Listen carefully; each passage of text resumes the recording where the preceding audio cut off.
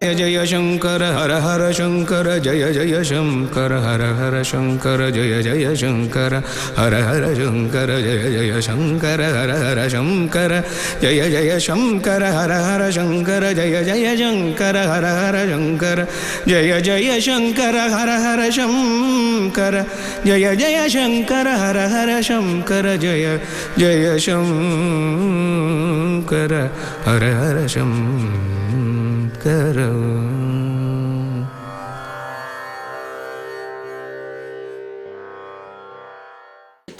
நான்கில் உதித்து 1994 வரை வாழ்ந்து நமக்கெல்லாம் வழிகாட்டிய ஒரு மகத்தான ஒளியை வழிபட அவரை நினைத்து மகிழ மறுமைக்கு வழி தேட இங்கே கூடியிருக்கிறோம். ஸ்ரீ மகா சுவாமிகளுடைய 19வது ஆராதனை நாள் இன்று. திதியும் நட்சத்திரமும் ஒரு சேர அமைந்த நாள். ஆங்கில தேதியும் கூடியிருப்பது அதிசயம். அமைதியாக அனைவருடைய மனதிலும் குருவருள் திருவருள் சேர்க்கட்டும். அமைதி காக்க உங்கள் அனைவருடைய செல்லங்களையும் அணைத்துக் கொள்ளுங்கள், ஓய்வு கொடுங்கள். வழிபாட்டின் முதல் மலராக இறை வணக்கம் பாட திருச்சூர் சகோதரர்கள் வருகிறார்கள். நடமாடும் தெய்வம் நடமிட நாம் அமர்ந்தபடியே வணங்குவோம். தென்னாடுடைய பெரியவா போற்றி,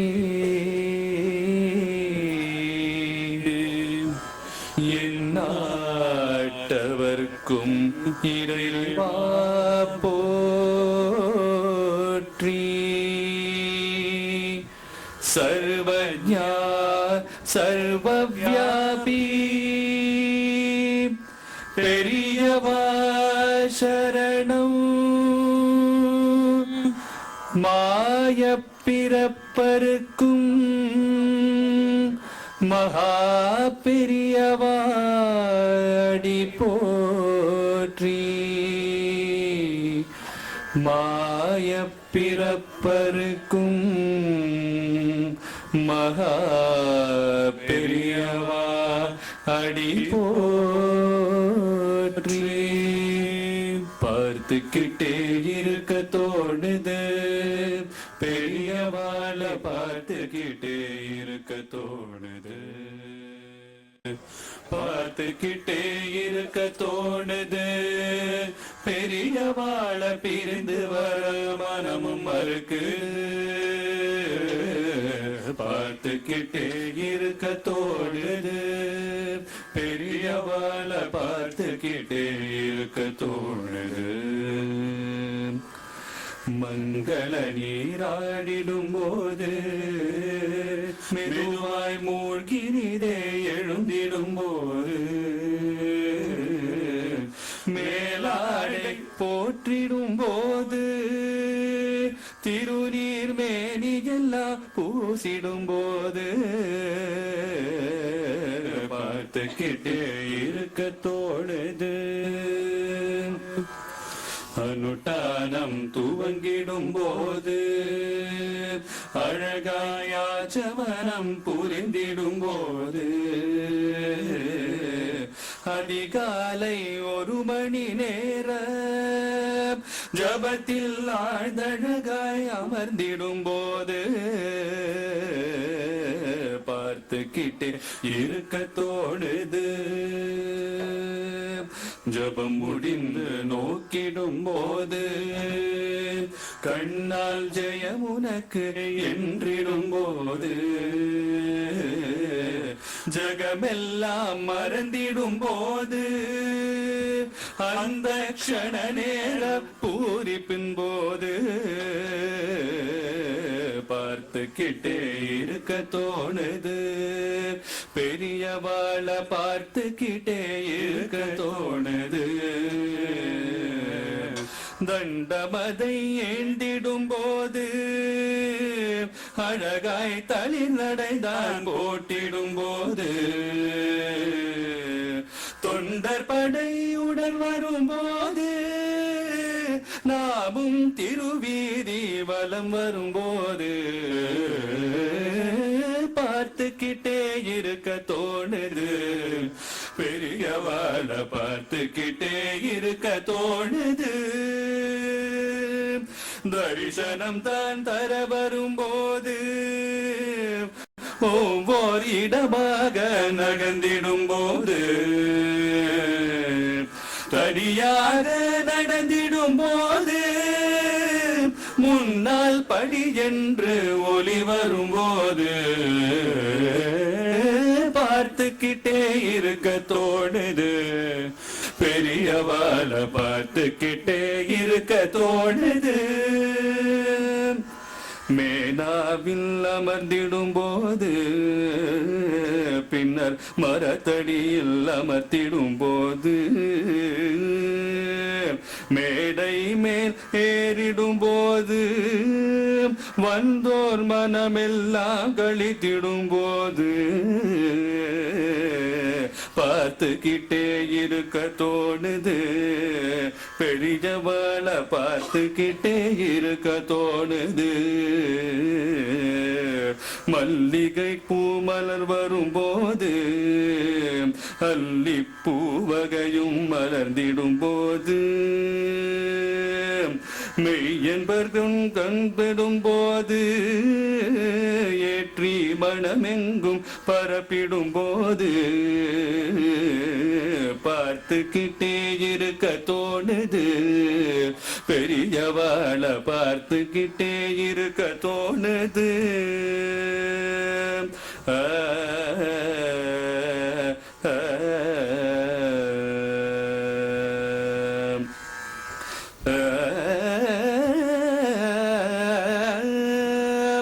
சர்ச்சைகள் நடந்திடும் போது தானும் சந்தேகம் கேட்டுடும் போது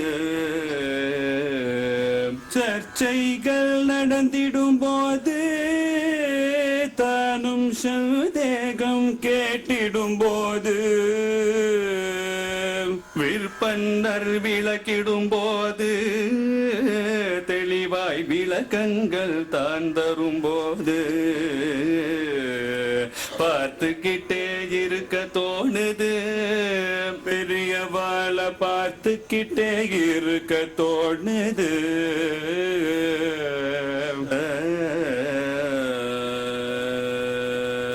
பாலகுரு படித்திடும் போது அங்கே பாஷ்ய பாடம் நடந்திடும் போது பெரும் குருவாய் அமர்ந்திடும் போது பரிவாய் தீக்ஷண்யம் வீச்சிடும் போது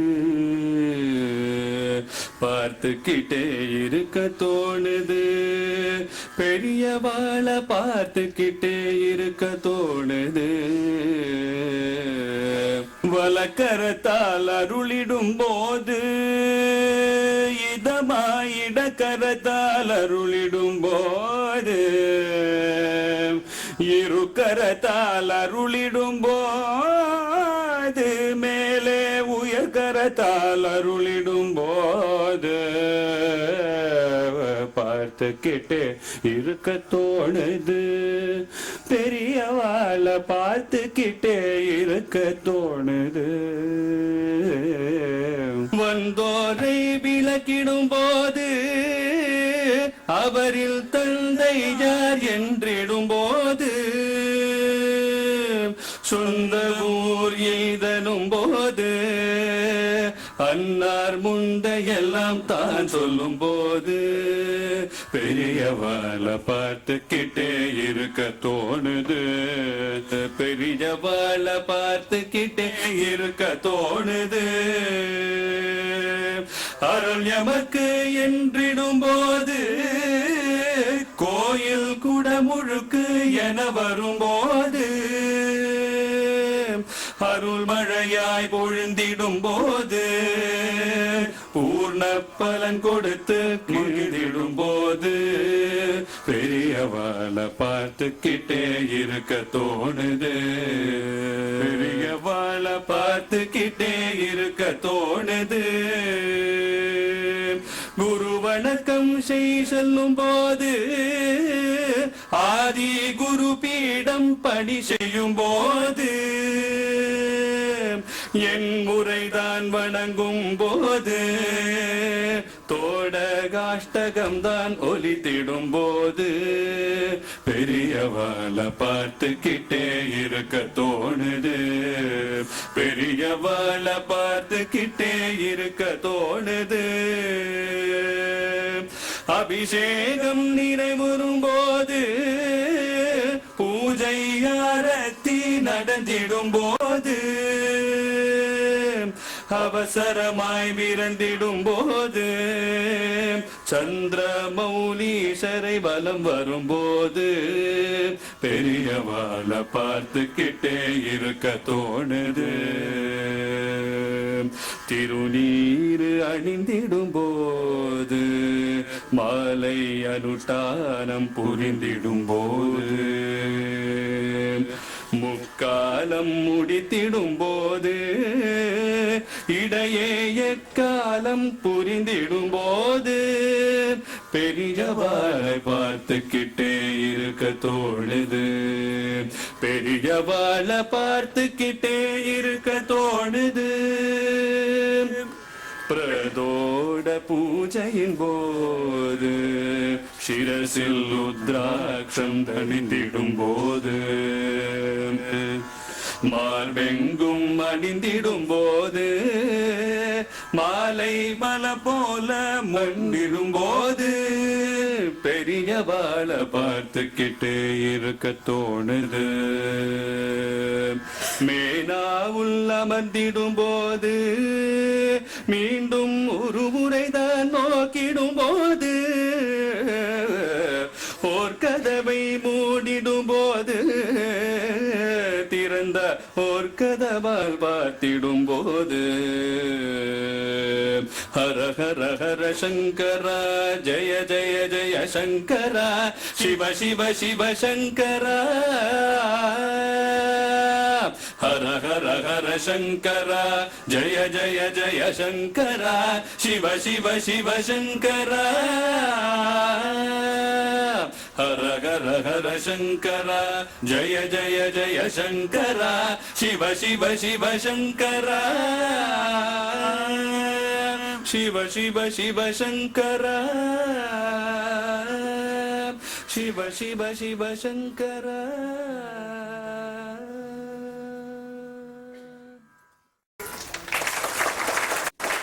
பிரார்த்தித்தால் தெய்வம் பிரத்யட்சமாகும். ஆனால் நமக்கு இறங்கி பிரார்த்தனையின் போதே காட்சியளித்த மகா சுவாமிகளின் மாட்சியை என்னவென்று சொல்வது? பெரியவாளுடைய பாத தரிசனத்திற்கு வழி திறக்க காத்திருந்தவர் பலர். ஆனால் இவருக்காக விழி திறந்தவர் பெரியவா. மகா சுவாமிகளது கட்டாட்ச வீக்ஷணம் பெற்ற டாக்டர் செங்கமேடு ஸ்ரீனிவாச பத்ரிநாத் அவர்கள் வரவேற்புரை வழங்க வருகிறார்கள். Namaskaram to all of you. I'm extremely happy that we have Srimad Arya Singer in our midst. We're indeed very fortunate. Shankar Netralaya is very fortunate to have you, Swamiji, in our midst. We've assembled here for a very important cause, the release of a CD which contains the speeches of Mahaswami delivered between the years 57-59 at the Sanskrit College, Chennai. I think it was the last time he visited Chennai, and we are very fortunate that his speeches were taped, and the tapes, which have remained for nearly about 50-60 years now, have been well prepared and being released now today to the August gathering here. Lots of pains have been taken to see that the tapes which were recorded almost about 60-70 years ago, which are not of the quality which we would like to have, desire to have been made available to us by the efforts of G. Shivaraman and his friends. Shivaraman,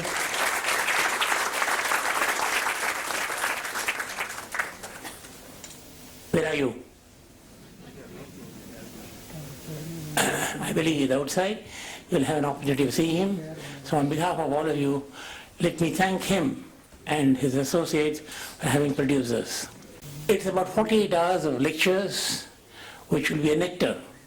Devatin Kural.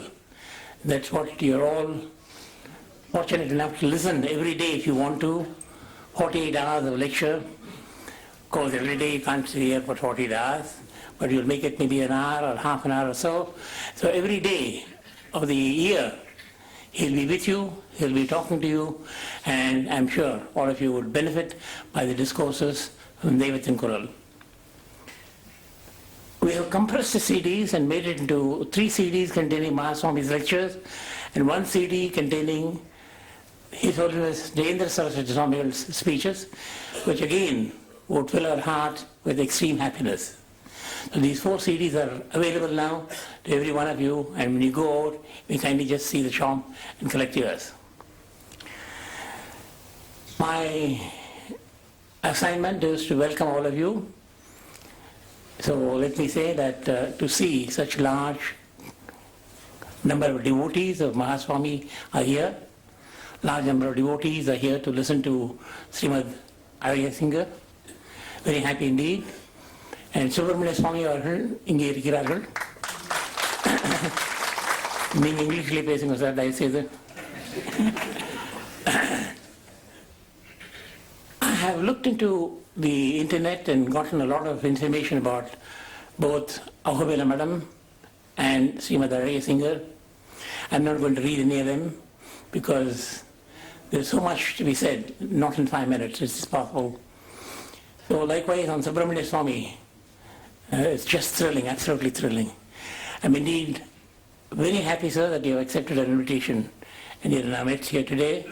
And only one information I would like to provide you, that Subramania Swami is very close to Mahaswami, and many things which he has said, he has followed, and whatever we are today, a good relationship which we have with Israel and China is due to Subramania Swami and the advice which he has received from Mahaswami. Sir, I am sure you will share with us those very, very important moments, and you will be very happy to listen to you and hear to you. Now, lots of prominent people are here.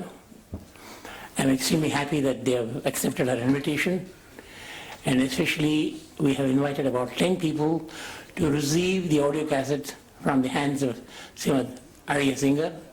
To all of them to have accepted our invitation, I'm having come here, let me offer my sincere thanks and a warm welcome to each and every one of you. Thank you. குரு வந்தனம். இன்றைய விழாவில் குரு பீடத்தில் அமர்ந்து விளங்கும் அகோபில மடம் 46வது பட்டம் ஸ்ரீ வன் சடகோப ஸ்ரீரங்கநாத யதீந்திர மகாதேசிகன் சுவாமிகள் அவர்களுக்கு குருவந்தனம் சமர்ப்பிக்க வருகிறார்கள். டாக்டர் எஸ் பத்ரிநாத், அவர்களது துணைவியார் டாக்டர் திருமதி வசந்தி பத்ரிநாத் மற்றும் டாக்டர் எஸ் பாஸ்கரன் அவர்கள்.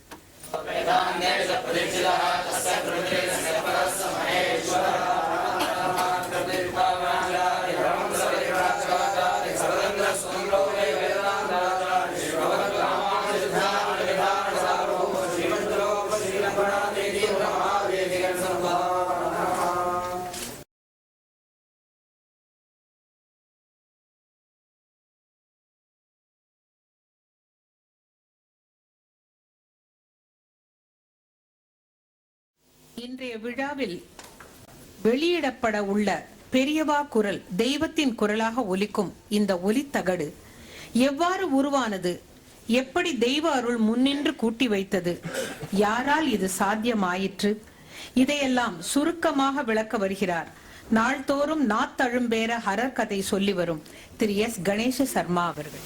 எந்த ஒரு விஷயமும் நமக்கு கை மேல பலனா கிடைக்கணும்னா அதுக்கு கொஞ்சம் சிரமப்பட வேண்டியிருக்கு.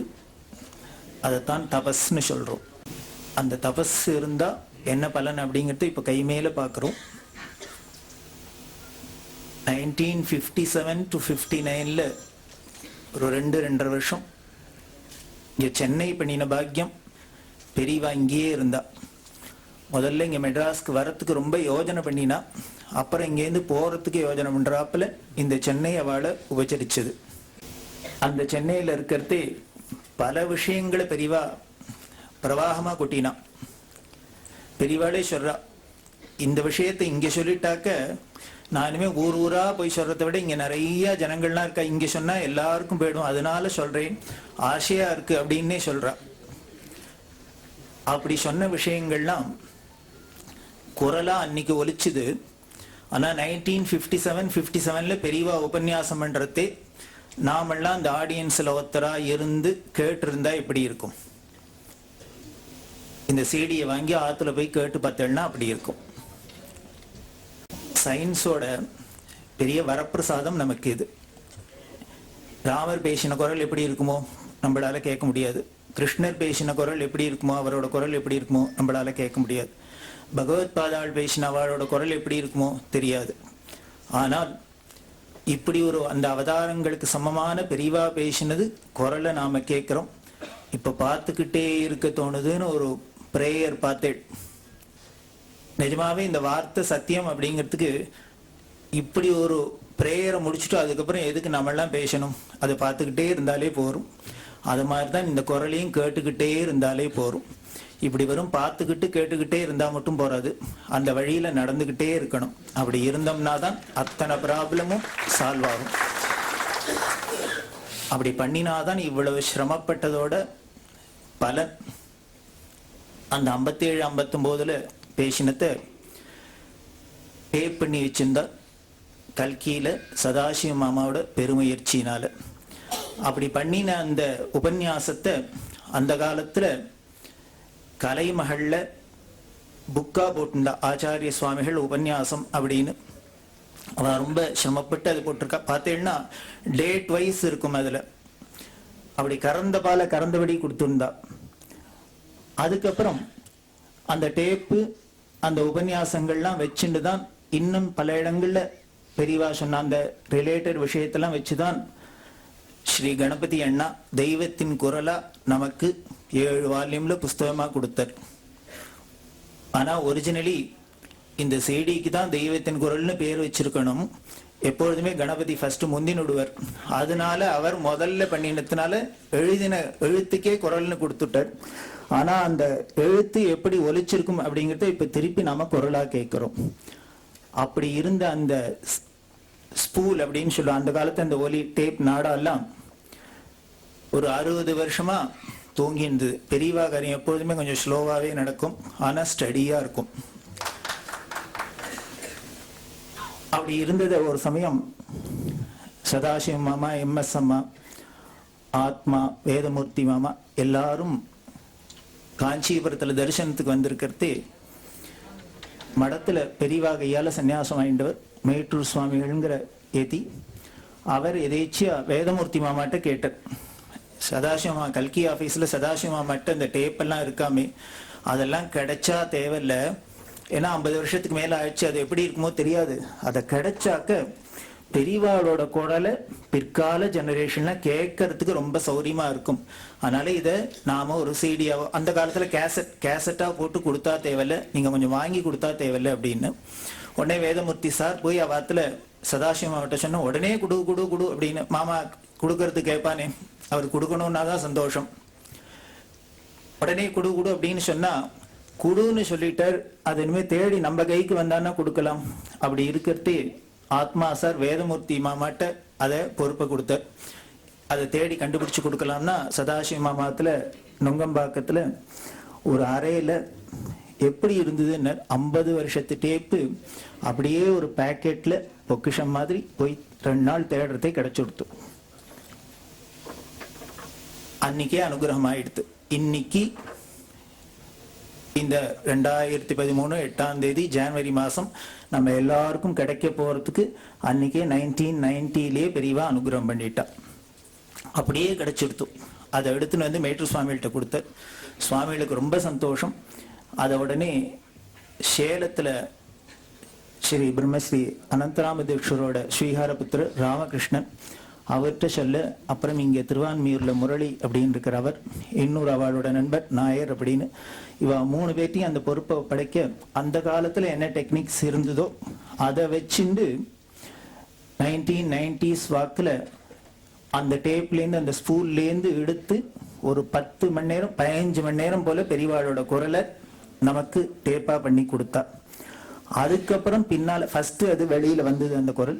அதுக்கப்புறம் செகண்ட் ட்ரிப் பெரியவாளோட சென்டினரியும் போது சிம்சன் வைத்தா மாமா, இன்னும் பாம்பேல காமாட்சி மண்டலி அப்படின்னு இருக்கு. இவாளெல்லாம் சேர்ந்துட்டு அதையே திருப்பி ரீப்ரொடியூஸ் பண்ணி அதை இன்னும் சிடி ஃபார்மேட்லாம் கொடுத்து நமக்கு கொடுத்தா. இன்னைக்கு வெளியில இது வரைக்கும் கிடைச்சிருக்கிறதுலாம் அப்படி கிடைச்சதுதான். அதுக்கப்புறம் 1994 பேசாத இருந்தது அந்த ஸ்பூல்லாம். அப்படி இருக்கிறதே ஒரு நாளைக்கு மேட்டூர் சுவாமிகள் சிவராமன் சொன்னார். அவர் மூலியமா சங்கர நேத்ராலயாவோட பொக்கிஷமா அது அத்தனையும் வந்தது. ஏன் சங்கர நேத்ராலயக்கு வரணும், வேற எங்கேயானு போகப்படாதான்னு. பெரியவாளோட அருள் கடாட்சம் எல்லார் மேலேயும் படணும் அப்படிங்கிறாப்பிலேயே டாக்டர் பத்ரிநாத் கைங்கரியம் பண்ணார் இல்லையா. பார்வையை மட்டும் காமிச்சா போறாது, குரலையும் நீ தான் காமிக்கணும் அப்படிங்கிறாப்புல ஒலி ஒளி ரெண்டும், பெரியவாளோட ஒளி ஒளி ரெண்டையுமே இப்படி சங்கர நேத்ராலயம் மூலியமா வரணும் அப்படின்னு பெரியவா சங்கல்பம். இதெல்லாம் இதுல ரிலேட்டட் யாருமே பிளான் பண்ணல, துளி கூட ஒருத்தருக்கு ஒருத்தர் பேசின்னு இதை பிளான் பண்ணல. அதுதான் திவ்ய சங்கல்பம்ங்கிறது. அப்படி சங்கர நேத்ராலயக்கு வர இந்த ஸ்பூலை வச்சிருந்து உலகம் முழுக்களும் சித்தித்து. காரணம், அதை பிளே பண்ணி பார்க்கறது கூட அந்த பிளேயரே இல்லை. அப்ப அந்த அளவுக்கு சயின்ஸ் முன்னேறி எடுத்தோம். சயின்ஸ்ல தான் ஒரு கஷ்டம், இருந்தா சௌக்கியமா இருக்கு, ஆனா இன்னைக்கு இருந்து நாளைக்கு நம்ப முடியாத இருக்கு. அதை வச்சுட்டு அதை பிளே பண்ணி கேட்கறது கூட முடியாத சுத்தின்ண்டே இருக்கிறதே ரொம்ப ஒரு மாதிரி வெக்ஸ் ஆயிடுது. சரி, இது வந்தா வரட்டும், வரலன்னா போடலாம் அப்படிங்கிற அளவுக்கு போற சமயத்துல என்ன பண்ணா, இந்த சிகாகோல ஸ்ரீதர் அப்படின்னு ஒருத்தர் இருக்கார். அவரும் இன்னொரு நண்பர் அமெரிக்கால மகேஷ் அப்படின்னு, இவா ரெண்டு பேரும் இந்த விஷயத்தை தெரிஞ்சுட்டு எப்படியான இதை நம்ம ரிட்ரைவ் பண்ணும், இந்த பிளேயர் எங்க இருக்குன்னு உலகத்துல கண்டுபிடிச்சிருது. நம்ம உலகம் முழுக்களும் தேடி கடைசியில எங்க சுத்தி ரங்கன்ட்ட வந்த கதையா என்ன பண்ணா, இங்க பெங்களூர்ல ஒருத்தட்ட இருக்குன்னு கண்டுபிடிச்சா. பெங்களூர்ல ஒருத்தட்ட இந்த பிளேயர் இருக்குன்னு கண்டுபிடிக்க இதை எடுத்துன்னு பெங்களூருக்கு போலான்னு அவர்கிட்ட பேசினா, அவர் சொன்னார், நான் உத்தியோகமா இருக்கேன், அதனால எனக்கு சனி ஞாயிறுல தான் லீவு, என்னால இதுக்கு டைம் டிவோட் பண்ண முடியும். நீங்க ஏதாவது சனி ஞாயிறுல முன்னால சொல்லிட்டு வாங்கோ, அப்படி நாம போட்டு பார்த்து இது எப்படி வருதுன்னு பார்க்கலாம் அப்படின்னு. ஒரு சனி ஞாயிறு அப்பாயின்மெண்ட் வாங்கிட்டு இங்கேருந்து எடுத்துன்னு போனா, அங்க போய் இறங்கினோன்னு பெங்களூர்ல அவர் என்ன சொன்னார்னா, உங்களை வர சொல்லிட்டேன், ஆனா இன்னைக்கு என்ன ஆபீஸ்ல கட்டாயம் வந்தே ஆகணும்னு சொல்லிட்டா, அதனால இன்னைக்கு என்னால உங்களோட டைம் ஸ்பெண்ட் பண்ண முடியாது. நீங்க வேணா ஒண்ணு பண்ணுங்க, வெயிட் பண்ணுங்க, ராத்திரி நான் ஆபீஸ்ல இருந்து வந்தோன்னு வாங்கோ, நான் அதுக்கப்புறம் போட்டு பார்க்கலாம் அப்படின்னு. எடுத்துட்டு போனவருக்கு எப்படி இருக்கும், மெனக்கிட்டு வான்னு சொல்லிட்டு அங்க போனாக்க இது மாதிரி டேர்ன் ஆயிடுது. ஏன் இப்படி டேர்ன் ஆகுது, அங்கதான் பெரியவா டிரைவரோ இல்லையோ, சாரதி, பார்த்தசாரதி மட்டும் இல்ல, நம்ம எல்லாருக்குமே சாரதி. அப்படி என்ன பண்ணலான்னு யோஜனை பண்ணிட்டு சிவராமனோட ஃப்ரெண்டு ராமச்சந்திரன் அப்படின்னு பெங்களூர்ல இருக்கிறார். அவர் என்ன பண்ணார், அங்க மாசம் சங்கர மடத்துல உபன்யாசம் நடந்துட்டு இருக்கு. அந்த உபன்யாசத்தின் போது என்ன பண்ணார், இந்த ஊர்ல மல்லேஸ்வரத்துல சங்கரன் ஒருத்தர் இருக்கார். அவர் அந்த காலத்துல பழைய பாடகர்களோட பாட்டெல்லாம் அந்த ஸ்கூல்ல இருக்கிறதெல்லாம் டேப் பண்ணி இன்னைக்கு சிடி எல்லாம் பண்ணி கொடுத்துட்டு இருக்கார்.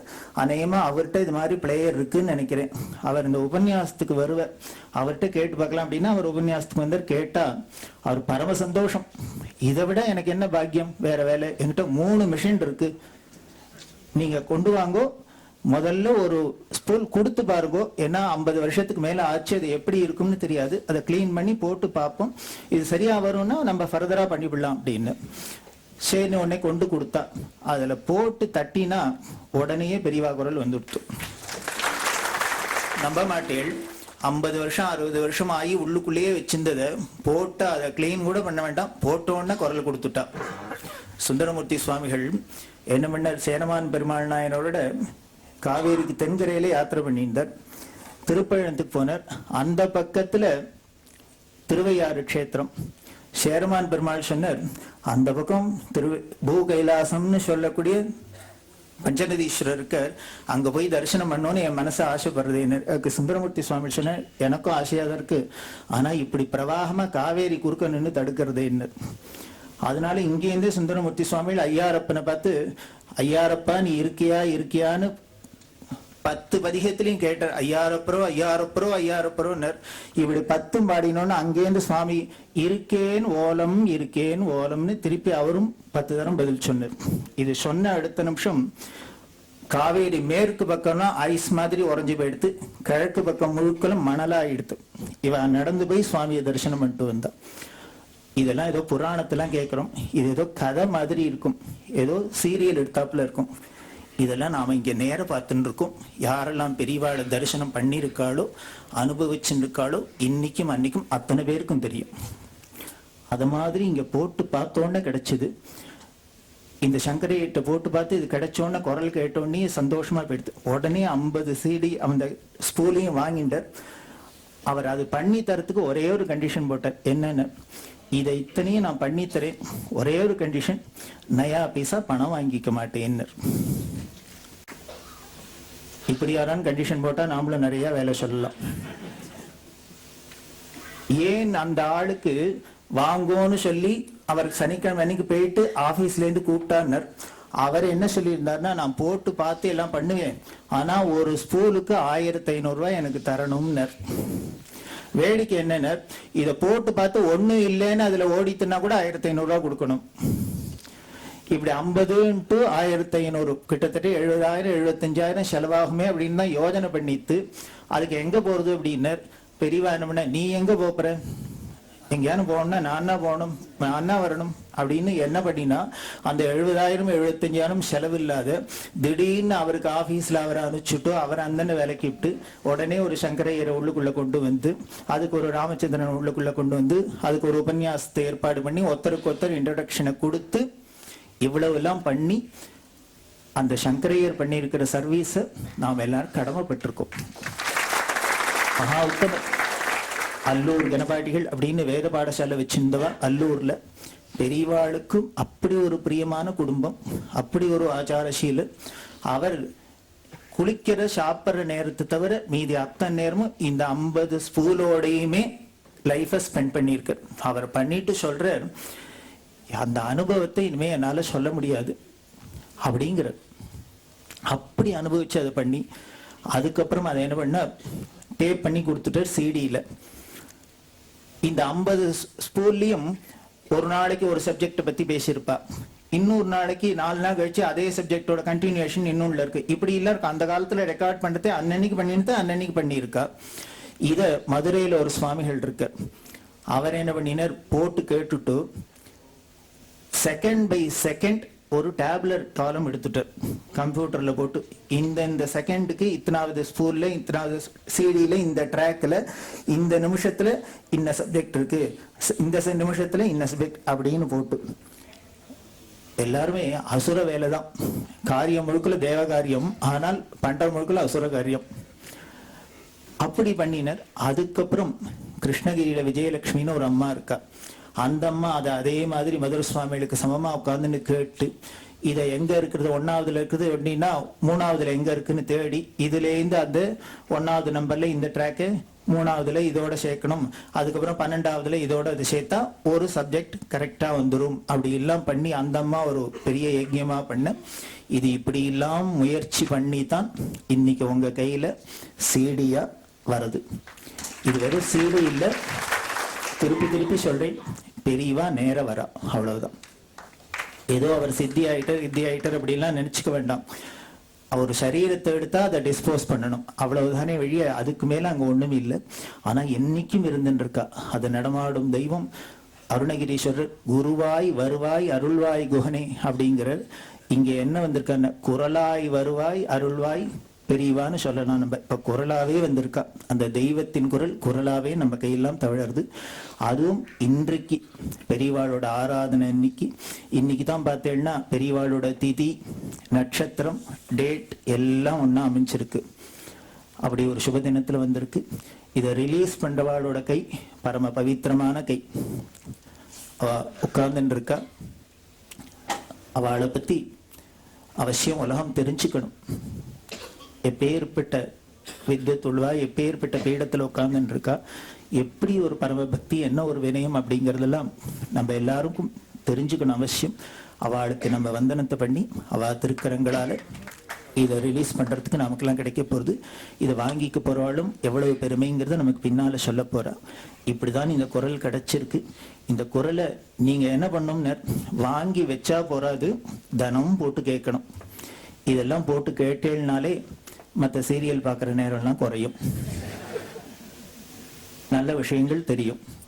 நீங்க கேட்டா போறாது, எல்லாரையும் வாலண்டியரா கேட்க வைக்கணும், கேட்காதவாளையும் கேட்க வைக்கணும். யாருக்கான ஏதாவது கிஃப்ட் பண்ணணும் அப்படின்னு தெரிஞ்சுன்னா இதை கொடுக்கலாம், உபயோகமா இருக்கும். இப்படி உலகம் முழுக்கலும் இந்த சிடி இல்லாத இடமே இல்லை அப்படின்னு சொல்றாப்புல இதை நடக்கணும். இப்படி பண்ற இந்த சிடியை இவ்வளவு தூரம் கொண்டு வந்தாச்சு. இதை நம்ம கைக்கு கிடைக்கிறாப்புல யார் பண்ணா, சுவாதி சாஃப்ட் சொல்யூஷன் அப்படிங்கிற கம்பெனி, அதில் சுதாகர்னு இருக்கார். இங்க குமார்னு இந்த சிவராமனோட ஃப்ரெண்டு, அவர் மூலியமா இந்த சுதாகரோட அறிமுகம் கிடைக்க எதுவும் சரி, எல்லாமே தானாவே அந்தந்த சமயத்துக்கு யாரு வேணுமோ எதுக்கு வரணுமோ அப்படிதான் வந்தா. இந்த குமாரும் சுதாகரும் இந்த ஸ்கூல் வரத்துக்கு முன்னால அவளோட இன்ட்ரடக்ஷன் இல்ல, இந்த சிடி ஃபார்மேட்ல ரெடி ஆனப்புறம் தான் இவா எய்தாப்புல சீன்ல வரா. இந்த டிராமால நடக்கிறாப்புல இருக்கு, எந்தெந்த காட்சி எந்த சீன் யார் யார் எப்ப வரணுமோ அப்படிதான் வராப்புல பெரியவா பண்ணிட்டு வரா. இது பெரியவாளோட நிதர்சனமா இன்னமும் சர்வ வியாபகியா இருந்துன்னு எல்லாருக்கும் எல்லாத்தையும் அனுகிரகம் பண்ணிட்டு இருக்காங்க தெரியுது. இப்படி பெரியவா நம்ம மேல கருணை வச்சுன்னு, இந்த உலகத்து மேல கருணை வச்சுன்னு, கிருப்பை வச்சுன்னு, நமக்கு வழிகாமிச்சுன்னு நமக்கு அனுகிரகம் பண்ணிட்டு இருக்காளே, அந்த பெரியவாளுக்கு நம்ம திருப்பி என்ன கைமாறு பண்ண போறோம்? ஒண்ணும் பண்ண முடியாது. விழுந்து விழுந்து நமஸ்காரம் பண்ணலாம். ஒன்னா அந்த குரலை கேட்டு அதுபடி வாழ்க்கையை அமைச்சுக்கிறதுக்கு முயற்சி பண்ணுவோம். இதுதான் இந்த குரல் வந்த கதை. இதுக்கு மேல என்ன நடக்க போறதுங்கிறத அவ சொல்லுவா. நமஸ்காரம். பெற்றுக்கொள்ளும் பாக்கியசாலிகள் அனைவருமே மகா சுவாமிகளின் அன்புக்கு பாத்திரமானவர்கள். முதலில் ஒலித்தகடை பெறுபவர் திரு ராம வீரப்பன் அவர்கள். நாளுக்கு ஒரு புனித தீர்த்தத்தில் நீராட அமைந்த பார தீர்த்தம் காஞ்சியில் புகழ் பெற்றது. காஞ்சி மடத்துக்கு எதிரில் உள்ள ஆஞ்சநேயர் ஆலயத்திற்கு பின்னால் அமைந்துள்ள செவ்வாய் நீராடும் மங்கள தீர்த்தம் நல்ல நிலையில் இல்லாமல் இருந்தது. எம்ஜிஆர் அவர்கள் சுவாமிகளை தரிசிக்க வந்த பொழுது அவரிடம் அதில் நான் புனித நீராட விரும்புகிறேன், ஆவன செய்ய முடியுமா என்று கேட்ட பெரியவாளுடைய உள்ள கிடக்கையை சிறமேற்கொண்டு தினமும் காஞ்சிக்கு வந்து செப்பனிடும் பணியை அன்புடன் செய்தவர் திரு ராம வீரப்பன் அவர்கள். திரு வீரப்பன் அவர்களையும் வர சொல்லி அவருடன் சேர்ந்து பெரியவா ஸ்நானம் செய்தாராம். பெரியார் பக்தராக இருந்து பெரியவா பக்தர் ஆனவர் என்று சுவாமிகள் கூறியதாக ஒரு அன்பர் கூறியதை உங்களுடன் பகிர்ந்து கொள்கிறேன். அடுத்து ஒலி தகட்டை பெற்றுக்கொள்பவர் புகழ்மிக்க தந்தைக்கு பிறந்து அழியா புகழ் சேர்த்து கொண்டவர் டாக்டர் எஸ் கல்யாணராமன் அவர்கள். திருச்சியில் பல் டாக்டர் சுப்பிரமணியத்தை தெரியாதவர்கள் மடத்தில் இருக்க முடியாது. முதலில் பிக்ஷா வந்தனம் ட்ரஸ்ட் ஆரம்பித்த பக்தர். 2500 ஆண்டுகளுக்கு முன் தோன்றிய ஆதிசங்கரருடைய தந்த பாதுகை இன்றளவும் மடத்தில் வைத்து பூஜிக்கப்பட்டு வருகிறது. அந்த பாதுகைகளை பெரியவா டாக்டர் கல்யாணராமன் அவர்களிடம் காட்டி, ஆதிசங்கரருடைய பாதச்சுவடு பதிஞ்சிருக்கு பார் என்று காட்டி அப்பாதுகைகளுக்கு தங்க கவசம் செய்த பாக்கியம் பெற்றவர் டாக்டர் எஸ் கல்யாணராமன் அவர்கள். திருவிழி டாக்டர் பத்ரிநாத்துக்கு கிடைத்தது, திருவடி டாக்டர் கல்யாணராமனுக்கு கிடைத்தது. பாக்கியம் பெற்ற இருவரும் இங்கே இருக்க இவர்களை காணும் பாக்கியம் பெற்றவர்கள் நாம். அடுத்து பெறுபவர் திரு விக்கு விநாயகராம் அவர்கள். அவருடைய சார்பில் யாரேனும் வந்திருக்கிறார்களா? அவரே வந்திருக்கார். இவருக்கு தெரிந்ததெல்லாம் 2 விஷயங்கள் தான், லயம், லயிப்பு. கை விரல்கள் அற்புதமாக வாசிப்பது லயம் கட்டம், கைகள் கூப்புவது லயித்து பக்தியில். மகா சுவாமிகளையே எப்பொழுதும் ஸ்மரிக்கும் மனம். பெரியவா சொல்லை நேரில் பலமுறை கேட்டு நெகிழ்ந்தவர் என்பதனாலோ இன்று அவரையே தேடி பெரியவா குரல் தானே மகிழ்விக்க வருகிறது. ஸ்ரீ மாதவன் சம்ஸ்கிருத கல்லூரியை நிறுவிய திரு கிருஷ்ணசுவாமி ஐயர் அவர்களுடைய பேரன் ஸ்ரீ மாதவன் தவசீலரான மகா சுவாமிகளை தமது பரிவாரங்களுடன் சம்ஸ்கிருத கல்லூரியில் தங்கும்படி எல்லா வசதிகளையும் உவந்து செய்வித்த குடும்பம் இவருடையது. 1957 முதல் 59 வரை மகா சுவாமிகள் சம்ஸ்கிருத கல்லூரியில் இருந்து ஆற்றிய உரைகள் திரு சதாசிவம் அவர்களால் இன்று ஒலிக்க இருக்கிறது. 86 வயதான இவர் மகா சுவாமிகள் மீது கொண்டுள்ள பக்தியும் அன்பும் சொல்ல முடியாது. பெரியவாளே தர்மமிகு சென்னை என்ற பகுதியில் இவருடைய தாத்தாவின் சேவையை பற்றி சொல்லியிருக்கிறார். 86 வயது என்று சொன்னேன், ஆகையினால் அவர் வர இயலவில்லை. அவருடைய குடும்பத்திலிருந்து திருமதி சீதா அவர்கள் இந்த ஒலி தகட்டினை பெற்றுக் கொள்வார்கள்.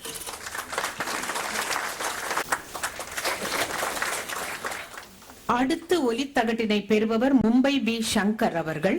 வி சங்கர், அந்த வி என்ற முன்னெழுத்துக்கு வேத போஷகர், வெற்றி வீரர், வாரி வழங்கும் வள்ளல் என்பதாக பெயரை அமைத்தது இறையருள். கல்வியிலும் தொழிலிலும் முன்னிற்கும் இவர் அடுத்த தலைமுறைக்கு உன்னதமான வகையில் கல்வி கண் திறப்பதிலும் பொதுமக்கள் பிணி தீர்ப்பதிலும் அயராது ஓசையின்றி செயல்பட்டு வருகிறார்கள். இவர் காஞ்சி மகா சுவாமிகளின் பரம பக்தர். இவர் கண்ட கனவு நனவாகி இன்று ஸ்ரீ காஞ்சி மகா சுவாமிகளின் வித்யா மந்திரமாக உருப்பெற்று விளங்குகிறது. This unique school is the largest Vedic and modern educational institution not just in India but the world as well. திரு கணபதி ஸ்தபதி அவர்கள் இரட்டை பிள்ளையார் என்று ஒரு விக்கு விநாயகராம், தொடர்ந்து மற்றும் ஒரு கணபதி. ஓரிக்கை மண்டபத்தில் உள்ள மகா சுவாமிகளது திரு உருவினை தன் கை ஒளியால் தானே செதுக்கியவர். 1962 இளையாத்தங்குடியில் அகில பாரத வேதாகம சில்ப சதஸ் நடத்தியதன் பயனாக பாதை மாற இருந்த ஸ்தபதிகளை பரம்பரையான ஆலய பணியிலேயே நிலைத்து தொடரும்படி செய்தவர் சுவாமிகள். இன்று உலகெங்கிலும் வளரும் கலைப்பணியால் கலைஞர்கள் மேன்மை அடைந்ததை எண்ணி பக்தியில் நெகிழ்கிறார் திரு ஸ்தபதி அவர்கள்.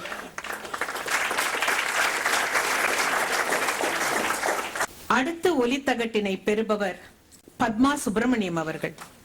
அகில உலகத்தையும் தனது அபிநயத்தால் ஆட்கொண்ட பத்மா சுப்பிரமணியத்தை ஆட்கொண்டவர் மகா சுவாமிகள். அபிநய சதுரர்.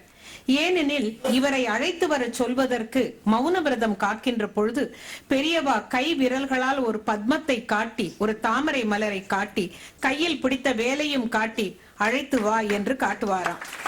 அவருடைய கலையார்வத்திற்கு ஒளி கூட்டியது மகா சுவாமிகளிடம் பத்மா சுப்பிரமணியம் அவர்கள் கொண்ட அளவற்ற பக்தி.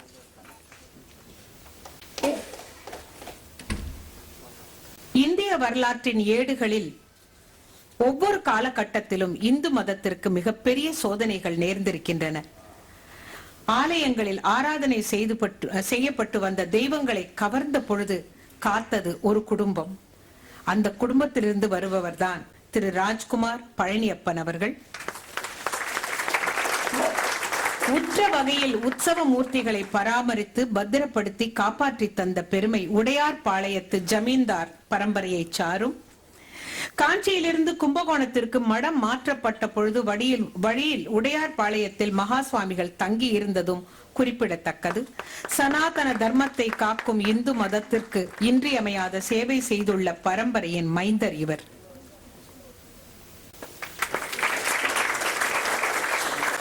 அடுத்து ஒலித்தகடினை பெறுபவர் திரு வினு சக்கரவர்த்தி அவர்கள். நடிப்பு திரைப்படங்களில் மட்டுமே வாழ்க்கையில் நடிக்க தெரியாத நல்லவர். பெரியவாளிடம் அப்படி ஒரு ஈடுபாடு. பெரியவாளுடைய பாதங்களை தனது கரங்களால் சிக்கென பற்றி கொண்டவர், அதற்காக மொத்துண்டவரும் கூட. பெரியவா என்ற ஒரு சொல் போதும் இவரை நெகிழ்விக்க உருகி விடுகிறார் மெழுகா. பெரியவா குரலில் நமக்கு அவர் சொல்லும் செய்திதான் என்ன என்ற ஆவலுடன் இருக்கும் அன்பர்களுக்கு நம்முடைய செவிகளுக்கு விருந்தாக காட்ஸ் ஓன் வாய்ஸ் அமுத துளிகள் சில. பார்வதி பதயே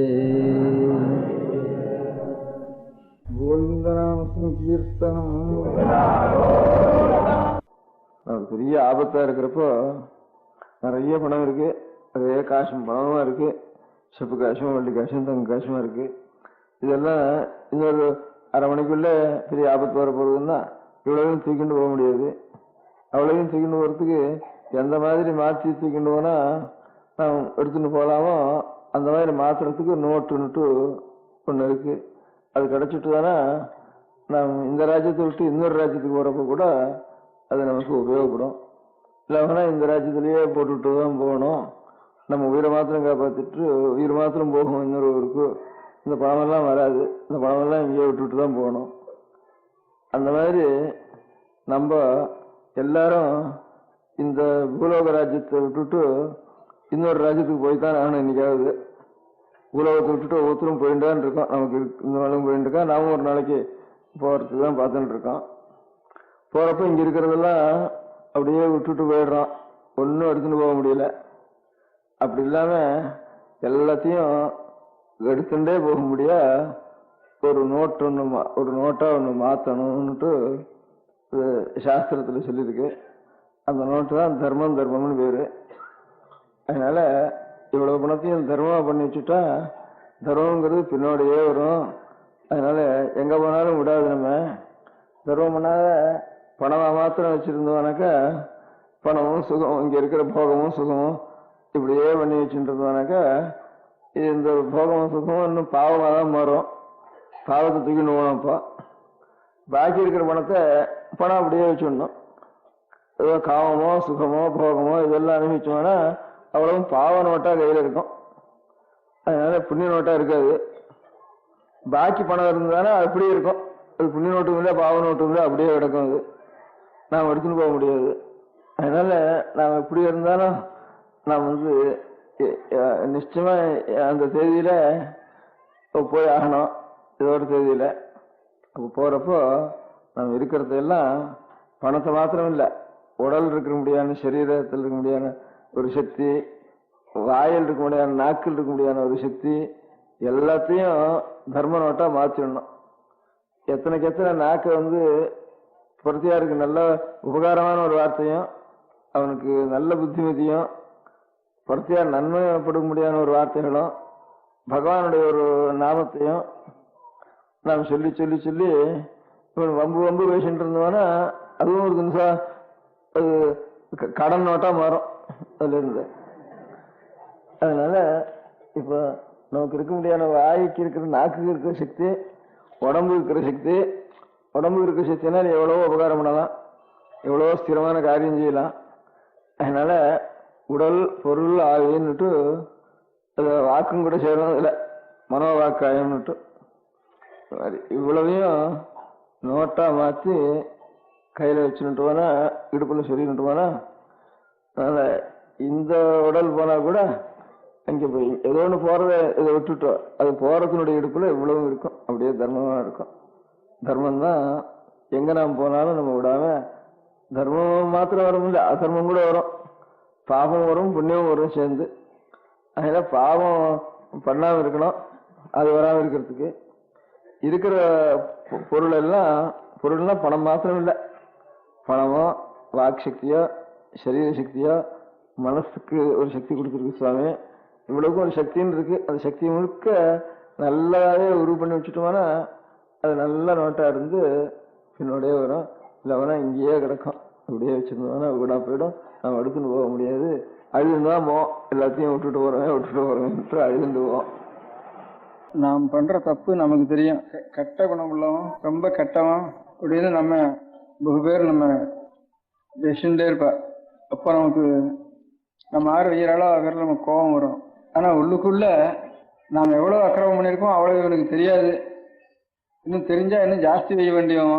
ஏதோ கொஞ்சம் தான் தெரிஞ்சிருக்கு, அதுவும் நான் பண்ணாதான் பண்ணிதான் வச்சுட்டு இருக்கான், பண்ணவனுக்கு தெரியவே தெரியாது அப்படிங்கிறது நமக்கு தெரியும். அதனால நம்ம விஷிக்க வேண்டியது நாமே தான் விஷிக்கணும். நம்ம குணத்தெல்லாம் நினைச்சு பார்த்து பிரயோஜனம் இல்லை, இந்த தப்பை தான் நினைச்சு பார்க்கணும். நம்ம குணம் எவ்வளவு இருக்கு, நம்ம கெட்ட குணம் எவ்வளவு இருக்கு, ரெண்டையும் பிரிச்சு பார்த்தோம்னா குணத்தை விட கெட்ட குணம் மலையா இருக்கு. குணத்தை தான் வெளியில நாம எப்படியாவது அதை திரிச்சு எப்படியாவது நாம் சொல்லாது போல பொறுத்தா இருக்கு, நம்ம குணத்தை எல்லாம் தெரிவிக்க முடியாது பண்ணிடுவோம் எந்த பேச்சுலையும். நமக்கு குணம் தெரியாம இருக்க முடியாது, மூடிக்கணும்னு தோணிட்டு இருக்கோம் நமக்கு. ஆனா நமக்கு உள்ள மாத்திரம் கொஞ்சம் யோசிச்சு பார்த்தோம்னா நம்ம ரொம்ப தப்பு பண்ணிட்டு இருக்கோம், ரொம்ப துர்க்குணம் இருக்கும், ரொம்ப கெட்ட காரியங்கள்லாம் நம்ம பண்றோம் அப்படிங்கிறது நமக்கு தெரியும் ஒவ்வொருத்தருக்கும். சில சமயம் நல்ல எண்ணம் வர காலத்துல அப்போ துக்கம் கூட வரும். இவ்வளவு கெட்ட எண்ணம் பண்ண முடியாது, இந்த கெட்ட காரியத்தை நிறுத்தும்படியான சக்தி இல்லாத ஒரு ஜென்மம் நமக்கு என்னத்துக்கு அப்படின்னு கூட கஷ்டப்படும். இது மணி சரியான மணிதானே, இது தப்பு. 5 மணி ஃபாஸ்டா இருக்குது, இது ஃபாஸ்டா ஸ்லோவா? இது ஸ்லோவா 5 நிமிஷம். 6 கையிலான கடியாரம் இருக்கு இல்லையா, இது ஃபாஸ்டா, அது இன்னும் 9க்கு 5 நிமிஷம் பாக்கி இருக்கேன். நம்ம தப்பையே நினைச்சுட்டு நம்ம அழகத்துல பிரயோஜனம் இல்லை. இதோ இந்த தப்பெல்லாம் நினைச்சு நம்ம தப்பு இல்லாம இருக்கணும்னு சுவாமியை நம்ம பிரார்த்திக்க வேண்டியதான் நம்ம கடமை. ஒவ்வொரு நாளும் ஒரு டைரி எழுதுறதுல என்னென்ன தப்பு பண்ணினோம், படுத்துக்கிறப்பாவது கொஞ்சம் ஞாபகப்படுத்திக்கணும் என்னென்ன தப்பு பண்ணினோம். அந்த மாதிரி தப்பு இனிமேல் நாளைக்கு மேற்கொண்டாவது நம்ம பண்ணாமல் இருக்கணும். பண்ணாமல் இருக்க முடியாத தைரியத்தையும் புத்தியும் சுவாமி நமக்கு தரணும். நம்ம சரிக்கு விழுந்துட்டே இருப்போம், அதனால பாதம் இல்லை. இது நினைக்கிறதாவது ஒரு புண்ணியம். இது கூட நினைக்காம ஒரு ஜென்மம் போயிட்டு தானே அதை காட்டிலும் வீண் ஜென்மம் கிடையாது. நான் தப்பு பண்ணாமல் இருக்கணும், இந்த தப்பு பண்ணினோம், அது தப்பு பண்ணாமல் இருக்கணும்னு ஊராருக்கு ஒத்துக்கும் சொல்ல வேண்டாம். நமக்கும் இதுதான், நமக்கு இதை நினைக்கிறதுக்காவது ஒரு சக்தி கொடுத்துருக்காரு. அந்த சக்தி கொடுத்த எந்த பராசக்தியோ, துணியை கொடுத்து, மணியை கொடுத்து, பொத்தியை கொடுத்து, ஒரு குழந்தையை கொடுத்து, இவ்வளவும் சுவாமி பண்றாரு. அவன் கருண பிரிஷா, நான் ஏன் பண்ணலை சுவாமியோட அவன் கோவிச்சுக்கிறவன் அது பிரிஷா அப்படின்னு பார்த்தோம்னா எனக்கு ஒன்றும் அவனை காட்டிலும் பந்து கிடையவே கிடையாது. எத்தனை நாம உபச்சாரம் பண்ணினாலும் அவ்வளவு பாவங்களையும் பொறுத்துட்டு நம்ம எல்லாம் ரட்சிக்கிறாரு ஈஸ்வரன். அந்த கருணை என்ன சொல்றதுன்னு அதை பார்த்து சந்தோஷப்படுமே தவிர, பத்தித்தன்னா விழுந்தவன்னு அர்த்தம், பதனம்னா விழுறதுன்னு அர்த்தம். செருக்கிறதுனா இந்த செருக்கு மரம் ஏறுறாள் இல்லையா, ஏறி நல்ல வழியத்தில் ஏறணும்னு அர்த்தம். அதில் அடிக்கடி செருக்கிடுறோம். செருக்கிறது நமக்கு சுபாவம். ஆனால் அதுலேயும் ரொம்ப பிரயத்தனம் பண்ணினா ஒருத்தன் ஏறிவிடணும். செருக்கு மரம்னு சொல்றது இங்கே வந்து உரியடி சமயத்தில் அதான் வழுக்கு மரம்னு சொல்றது. செருக்கிறது சுபாவம். திரும்பி திரும்பி நம்ம பிரயத்தனம் பண்ணி பண்ணி பண்ணி ஏறுறதுக்கு பிரயத்தனம் பண்ணணும். 100 பேர் பிரயத்தனம் பண்ணி ஒருத்தன் ஏறினாலும் நம்ம ஊருக்கே ஒரு கௌரவம் தான், நம்ம நாட்டுக்கே கௌரவம், நமக்கு எல்லாருக்கும் அவனுடைய பக்தாளரான நமக்கு எல்லாருக்கும் கௌரவம். ஒருத்தன் மேல் படி சென்றான்னா நம்ம பண்ணின பாவத்துக்காக அழுதுன்னு இருக்க வேண்டாம், இந்த மாதிரி புத்தி கொடுக்க வேண்டாம்னு ஒரு தூரம் பிரார்த்தனை பண்ணணும். அந்த பிரார்த்தனை தான் நம்முடைய கடமை. அதுக்காலும் பெரிய புண்ணியம் கிடையாது. அது அம்பாளுக்கு நமக்கு தான் சாட்சி, நம்ம 2 பேருக்கு தான் சாட்சியாக இருக்கணும், ஒருத்தருக்கும் தெரிய வேண்டாம். இப்படி இருக்கிறப்போ நமக்கு அநேக கஷ்டங்கள் வருது. அப்பெல்லாம் இன்னும் நம்ம சுவாமி கவனிக்க மாட்டேங்கிறாரு, இவ்வளவு நாம் பூஜை பண்ணி, இவ்வளவு நாம் பிரார்த்தனை பண்ணி, இவ்வளவு பண்ணி நமக்கு சுவாமி கவனிக்க மாட்டேங்கிறாரு, நம்ம கஷ்டப்படுத்துறாருன்னுட்டு ரொம்ப கோபம் வந்துட்டு சுவாமிகிட்டே சாமியை கண்ணு இருக்காருன்னு கூட கேட்குறான். ஒரு சமயத்தில் மனசில் நினைக்கிறான். அதை மாற்றி பார்க்கணும். நாம் என்னென்ன பண்ணுறோம்னு நமக்கு தெரியும். இவ்வளவு பண்ணுறவனுக்கு ஒருவேளை சாப்பாடு கிடைக்கிறதுக்கு நியாயமா, ஒரு க்ஷணம் நம்ம சௌக்கியமாக இருக்கிறது நியாயமா? அப்படி இவ்வளவு பண்ணுறவனுக்கு இவ்வளவு அனுகூலம் பண்ணி நமக்கு இவ்வளவு ஆகாரத்தை கொடுத்தோ, இவ்வளவு சௌகரியத்தை கொடுத்து, ஒரு நிழலை கொடுத்து, ஒரு துணியை கொடுத்து, மணியை கொடுத்து, பொத்தியை கொடுத்து, ஒரு குழந்தையை கொடுத்து, இவ்வளவும் சுவாமி பண்றாரு. அவன் கருண பிரிஷா, நான் ஏன் பண்ணலை சுவாமியோட அவன் கோவிச்சுக்கிறவன் அது பிரிஷா அப்படின்னு பார்த்தோம்னா எனக்கு ஒன்றும் அவனை காட்டிலும் பந்து கிடையவே கிடையாது. எத்தனை நாம உபச்சாரம் பண்ணினாலும் அவ்வளவு பாவங்களையும் பொறுத்துட்டு நம்ம எல்லாம் ரட்சிக்கிறாரு ஈஸ்வரன். அந்த கருணை என்ன சொல்றதுன்னு அதை பார்த்து சந்தோஷப்படுமே தவிர, எது நம்ம கஷ்டம் கொடுக்குறாரோ அந்த கஷ்டமும் நம்ம க்ஷேமத்தோட இருக்காதான் கஷ்டம் கொடுக்குறாரு. நான் குழந்தைய பார்த்துருக்கேன். குழந்தைகள் மண்ணத்துங்கிற குழந்தை, அம்மா கையை கட்டி விடுறா, துணியை போட்டு கையை கட்டி விடுறா, இது மண்ணை பிராண்டி பாண்டி திங்காம இருக்கணும் இல்லையா? உடனே அந்த குழந்தைய கோபம் வருது, அங்கே ஓடுறது, இங்கே ஓடுறது, அந்த தூணுக்கு ஓடுறது, இந்த தூணுக்கு ஓடுறது, கையை அடிச்சுக்கிறது, இப்படிலாம் பண்ணுறது. தாயார் சிரிக்கிறா. அப்போ அந்த குழந்தைக்கு என்ன தோணும்? இந்த தாயாருக்கு கொஞ்சமான ஈவரக்கு உண்டா மனசில்? நமக்கு துவேஷி இந்த தாயார் காட்டிலும் வேற ஒருத்தர் உண்டா? அப்படிதான் இந்த குழந்தை நினைக்கும். குழந்தைக்கு பரமத்வேஷியாக தோணும் தாயார். அப்போ அந்த மாதிரி தான் நமக்கு கஷ்டம் கொடுக்குறதும், நமக்கு எதுக்காக கஷ்டம் கொடுக்குறாரு சுவாமின்னு நமக்கு தெரியாது. எந்த கஷ்டமும் அது அவளுடைய அருள் தான். நல்லது காரணமில்லாத அருள், கஷ்டம் கொடுக்கறது ஒரு காரணத்துக்காக ஒரு அருள். நல்லது இல்லாத ரெண்டையும் ஒரு அருளாக வச்சுக்கணும். கவலையே விட்டு உட்காந்துருந்தவன எப்போ பார்த்தாலும் கவலை தான் விட்டு இருக்கணும். கவலைக்கு எல்லாம் உண்டா? கொஞ்ச நேரம் எல்லாத்தையும் தள்ளி விட்டுட்டு கொஞ்சம் ஏதாவது நல்ல காரியம் பண்ணணும்னு சொன்னாத்தாலும் அந்த சமயத்துல கொஞ்சம் கவலை இல்லாமல் இருக்கும். ஆனால் எப்போ சீதளமாகும் அப்போ பண்ணினவனா ஹிருதயம் கூட, ஹிருதயத்தில் கூட சுவாமி நிறைஞ்சிருந்தாருன்னா அதனால நமக்கும் அந்த இடத்துல தாபம் இல்லாமல் இருக்கும். எனக்கு பாவம் ஒரு குடும்பத்துலையும் ஒரு ஆத்மாவும் படுற கவலை என் காதில் போடவே முடியல. கூட்டத்தில் அதுலேயும் சிரமப்பட்டு என் காதில் போடுறதே எனக்கு தாங்க முடியல. அவ்வளவு ஜனங்கள் சிரமப்படுறாளேங்கிற சிரமம் தோன்றது. என்ன வருது நான் சொல்ல முடியும்? சரி, இந்த மாதிரி விஷயத்தில் மாறி வரப்போகிறது, உழக்காத தூங்காம சாந்தம் பண்ணிட்டு அது நனைஞ்ச சுவாமியை நினைச்சுக்கோ, என் ஹிருதயத்தில் நினைச்சுக்கோ. எல்லாத்துக்கும் ஒரு மருந்து தான், ஒரே மருந்து அப்படின்னு தோணித்து எனக்கு. எல்லாருக்கும் சேர்த்து ஒரு மருந்து சொல்றதுக்கு. அப்படி சுவாமியை பார்த்து உங்களுக்கு எப்படி சக்தி வந்ததுன்னா, என்னுடைய தவிச்சுட்டு இருக்கிற ஹிருதயத்தை நீ இருக்கிற, அதனால சக்தி வந்தது அப்படின்னு பெரியவாள்லாம் பிரார்த்திச்சதை நானும் ஞாபகப்படுத்தி உங்கள் காதலையும் போட்டு வச்சேன். எல்லா இடத்துலையும் எல்லாரும் மாறி மாத்திரம் ஸ்நானம் பண்ணிட்டு கொஞ்சம் பஜனை பண்ணிட்டு பூஜையை தரிசனம் பண்ணிட்டு, அதாவது சிவபூஜை பண்ணுறவாளை தரிசனம் பண்ணிட்டு எல்லா கவலைகள்லாம் நிவர்த்தி ஆகி க்ஷேமமாக இருக்கும். நம பார்வதி பதயே.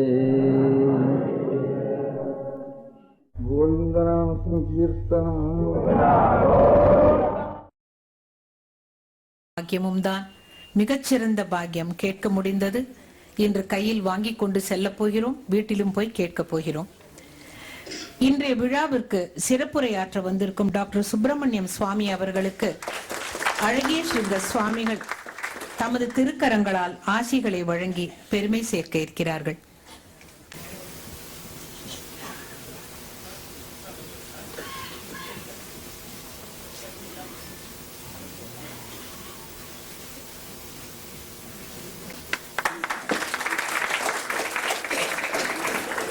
சிவனார் மனம் குளிர உபதேச மந்திரம் இரு செவியிலும் உரைத்தவன் முருகன் சுவாமிநாதன். மகா சுவாமிகளின் பூர்வாசிரம பெயர் அதுதான்.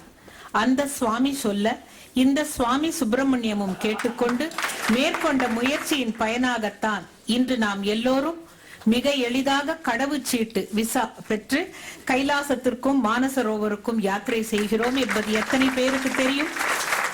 பெரியவா அனுகிரகத்தால் சுப்பிரமணியம் சுவாமி அவர்கள் சீன அரசுடன் பேச்சுவார்த்தை நடத்தி ஒரு கருவியாக இயங்கி இதனை சாதித்தவர்.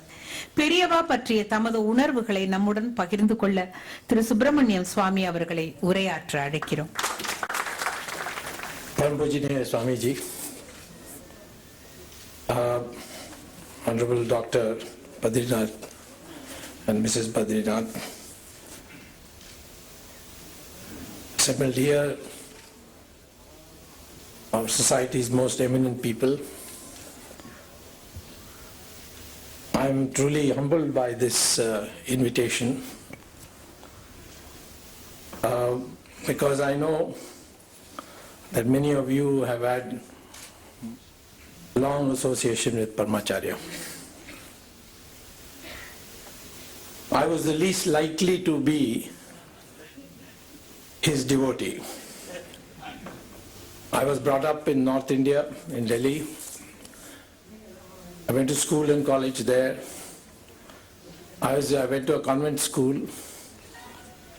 Then I spent almost 8 years in America at Harvard University. And by the time I came back to India, I was almost 30 years.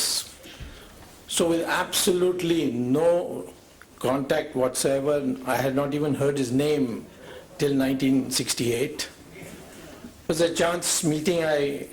The students of the university who were in my class had invited me to the dormitory. And one of them was an Indian. And he asked me whether I would come to his room before going to the function. So I went to his room. On the television was a photograph where I saw a beaming face, and I said, "Who is he?" He said, "He's the Shankaracharya of Kanchi." But nothing more happened, but that image etched in my mind for some reason. And the next time I saw Paramacharya's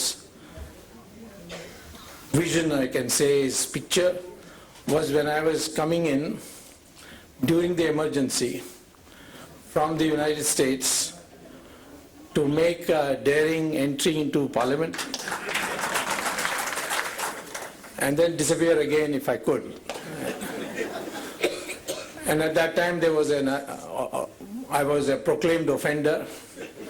My name had been sent to the Interpol on a watch out notice. There was a reward on my head. It was the highest reward of that time, more than any of the criminals, to Delhi. And my plan was, which everybody thought was mad, was that without luggage, I will just get down and walk through the airport as if I was a visitor in the airport. Of course, I was dressed in kurta pajama, looked like a youth congress ruffian. And I got down. Just as the plane was about to land, I again saw Paramacharya's photo. And I walked in.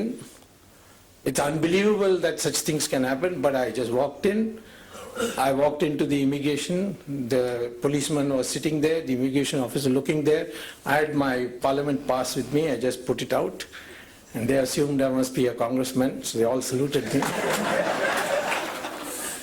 And I took a taxi and went and registered in a hotel.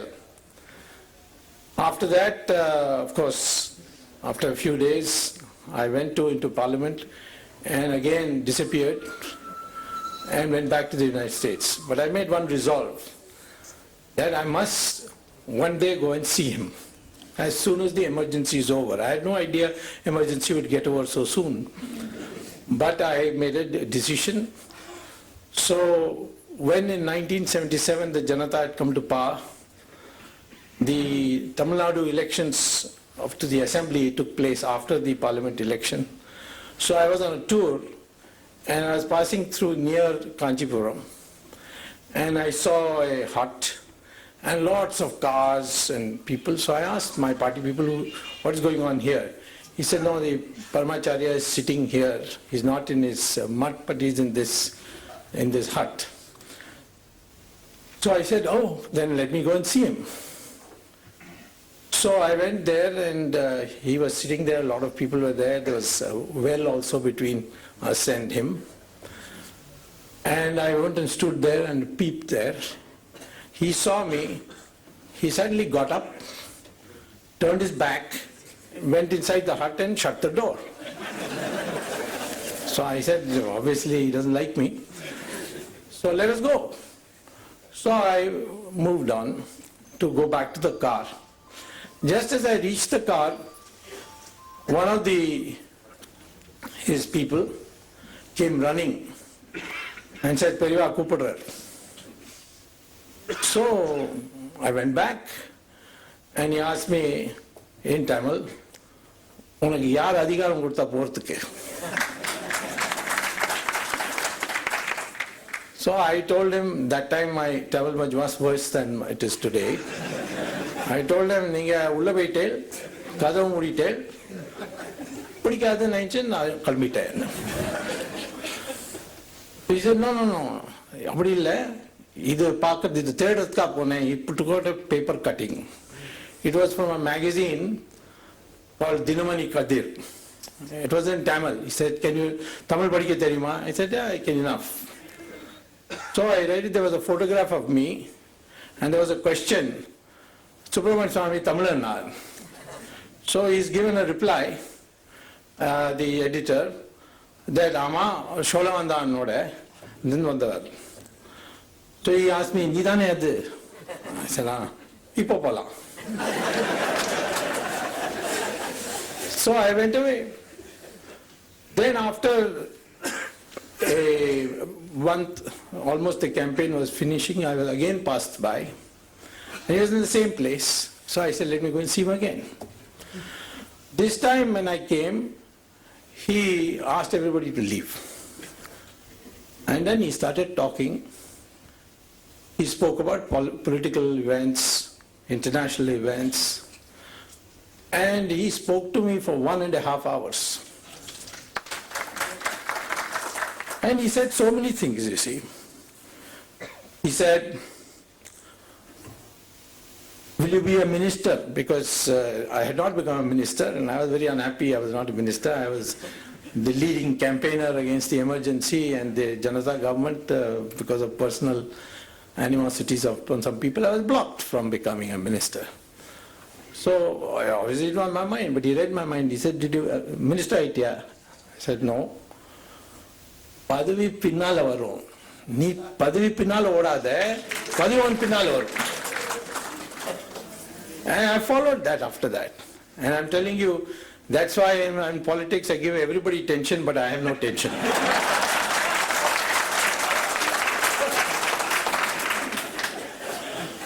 Amongst the things he spoke to me about is, அரசியல்ல என்னத்தை மாத்தணும், பதவி இல்லை. So I looked puzzled, then he said, E.V. Ramaswamy Nayakar பேர் கேட்டிருக்கியா? I said, yes. நல்ல ஆள் இல்லைன்னு.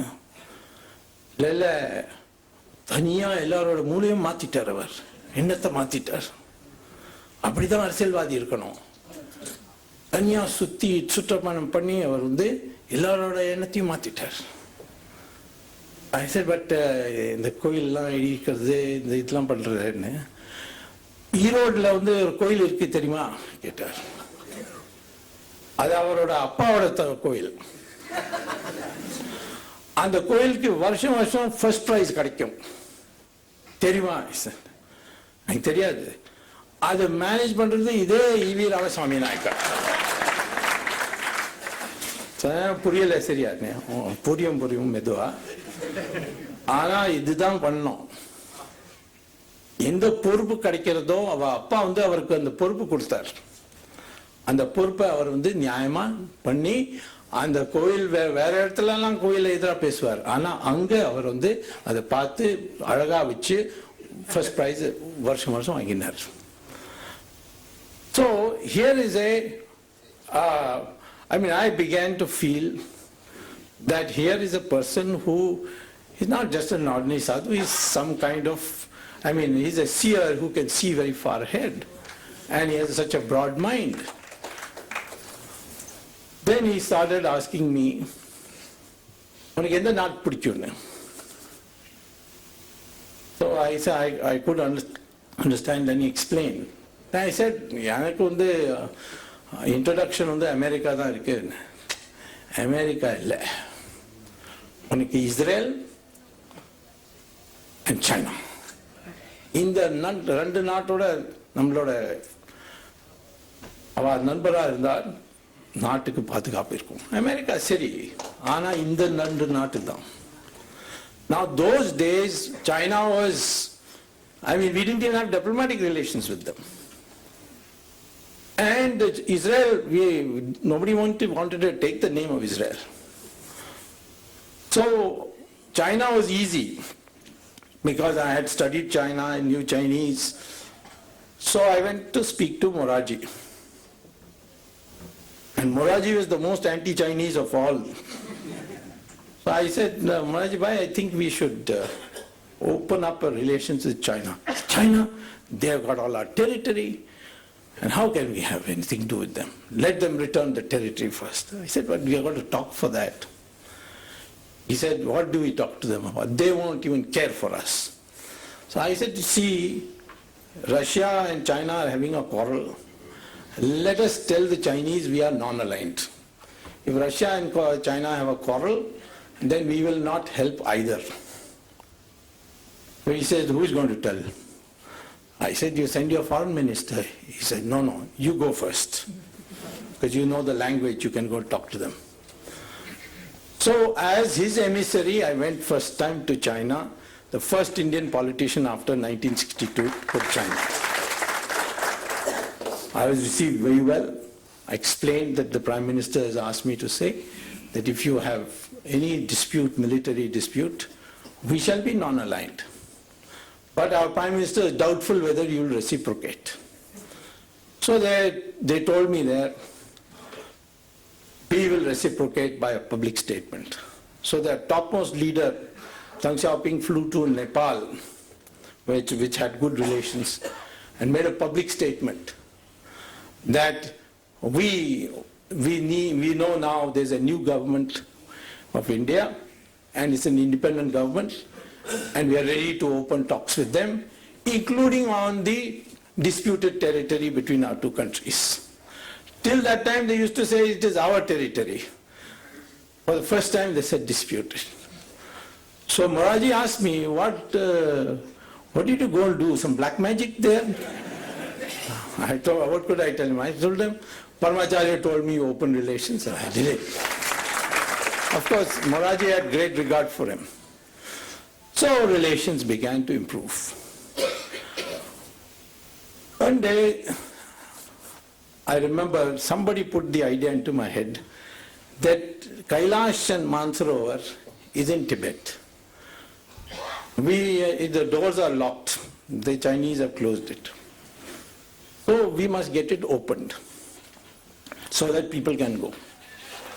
So I thought about it. And I spoke to Atal Bihari Vajpayee, who was the foreign minister at that time. He said, no, they are a communist country. It will just create bad blood. We're just opening up with them. Can't raise these issues. Then there was a general secretary of the party called Madhu Limai. He said, no, don't bring all these communal matters into our relations. So I went to Paramacharya and said, asked him about Kailash. He said, yes.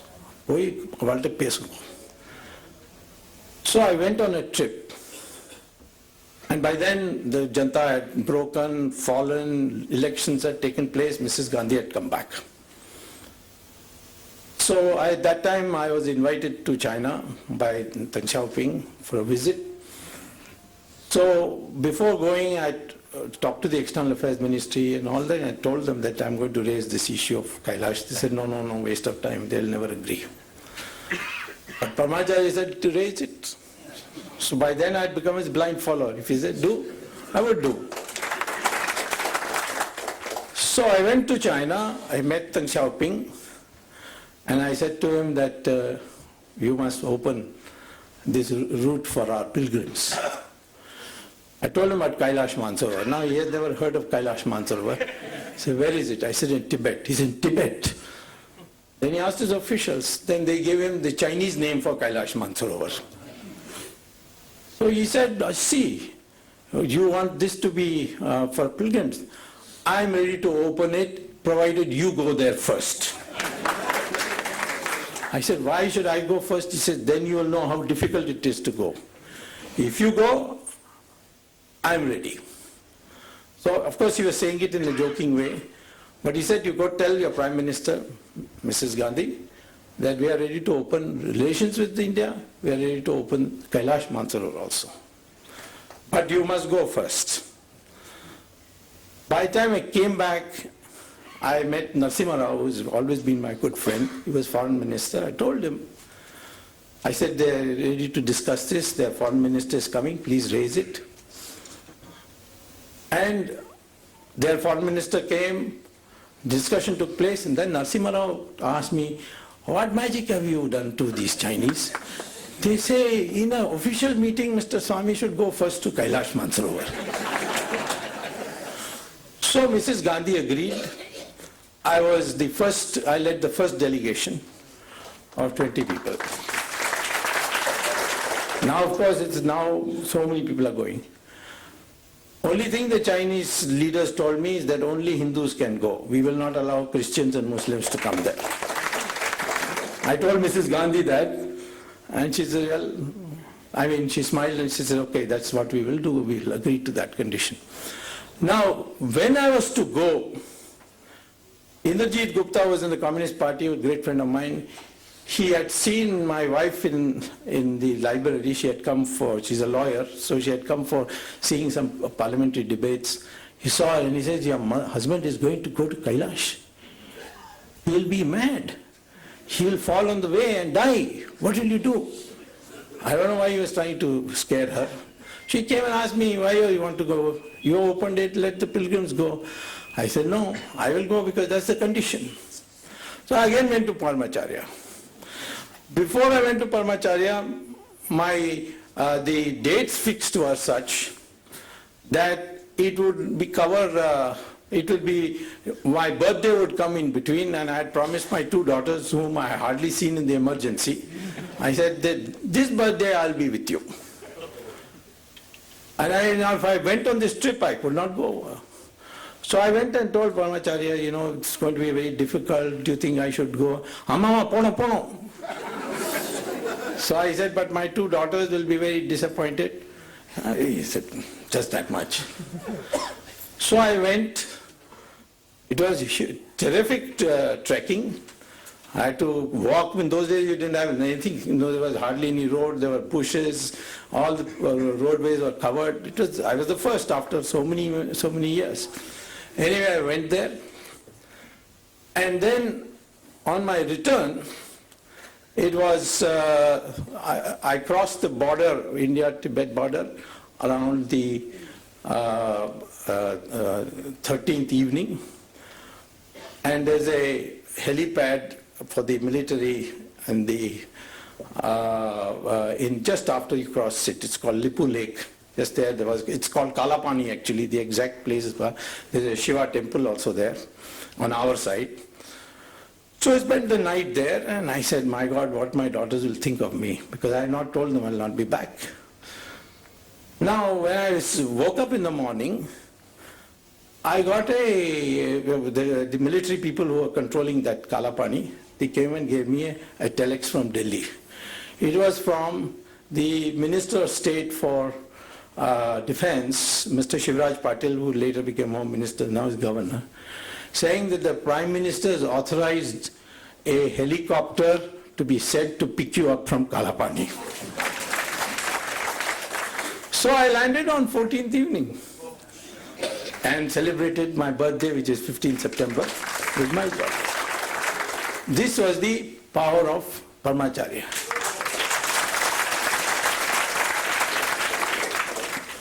Then in 1988,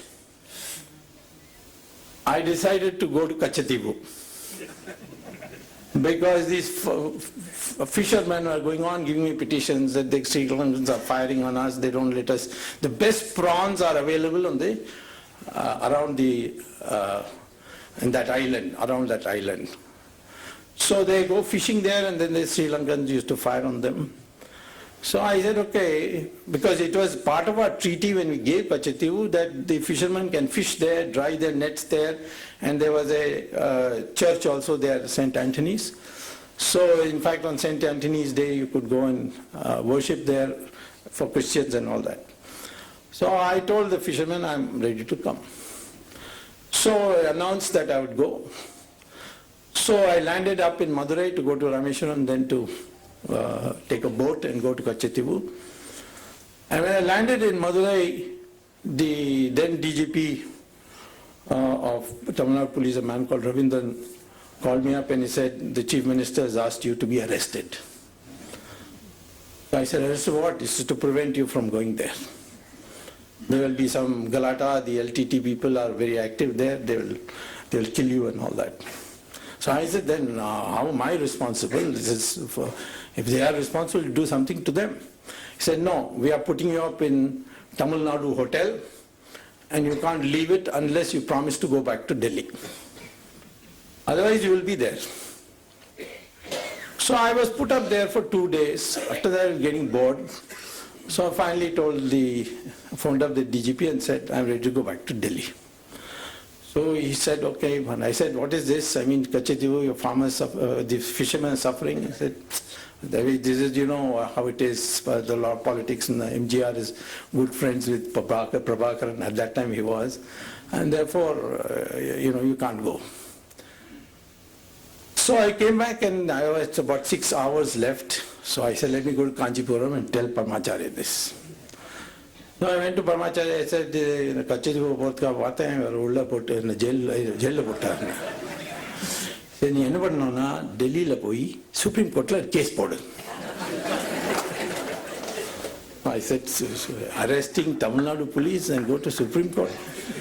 But he has said it, so I went. I told my wife, who normally does all my drafting work, because she's a lawyer.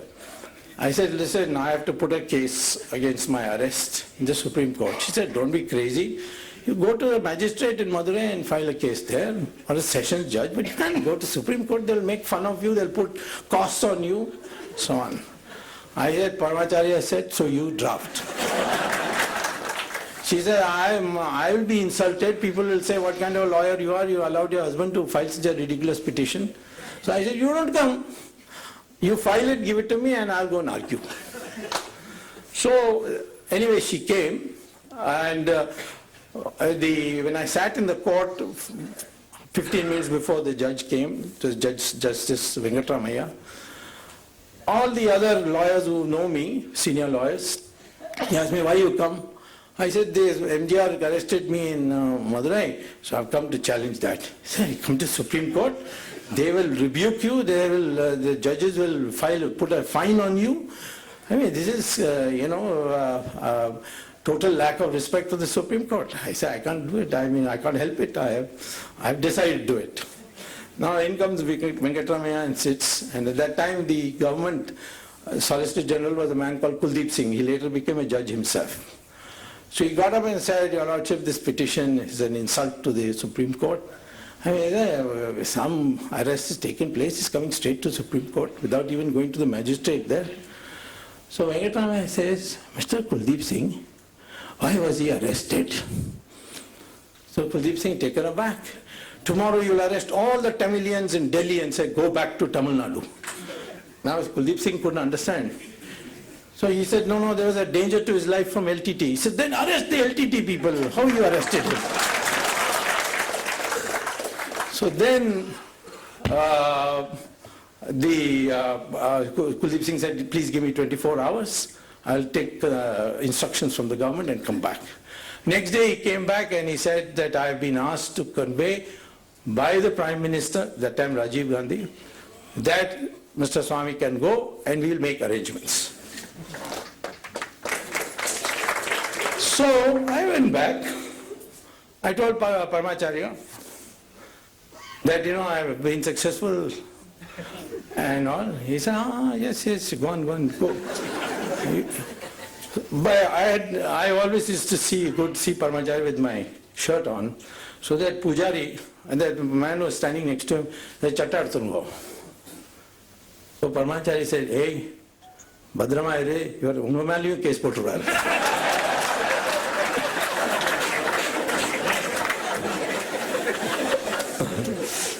So I went, and in Rameshwaram, Air Force, Navy, battleships, all escorted me to Kachati. Now, who could imagine something like this? Now, one day, in 1990, I think, there was a big celebration in Kanchipuram, Paramacharya's birthday in May. And suddenly, I got a summons that I should come.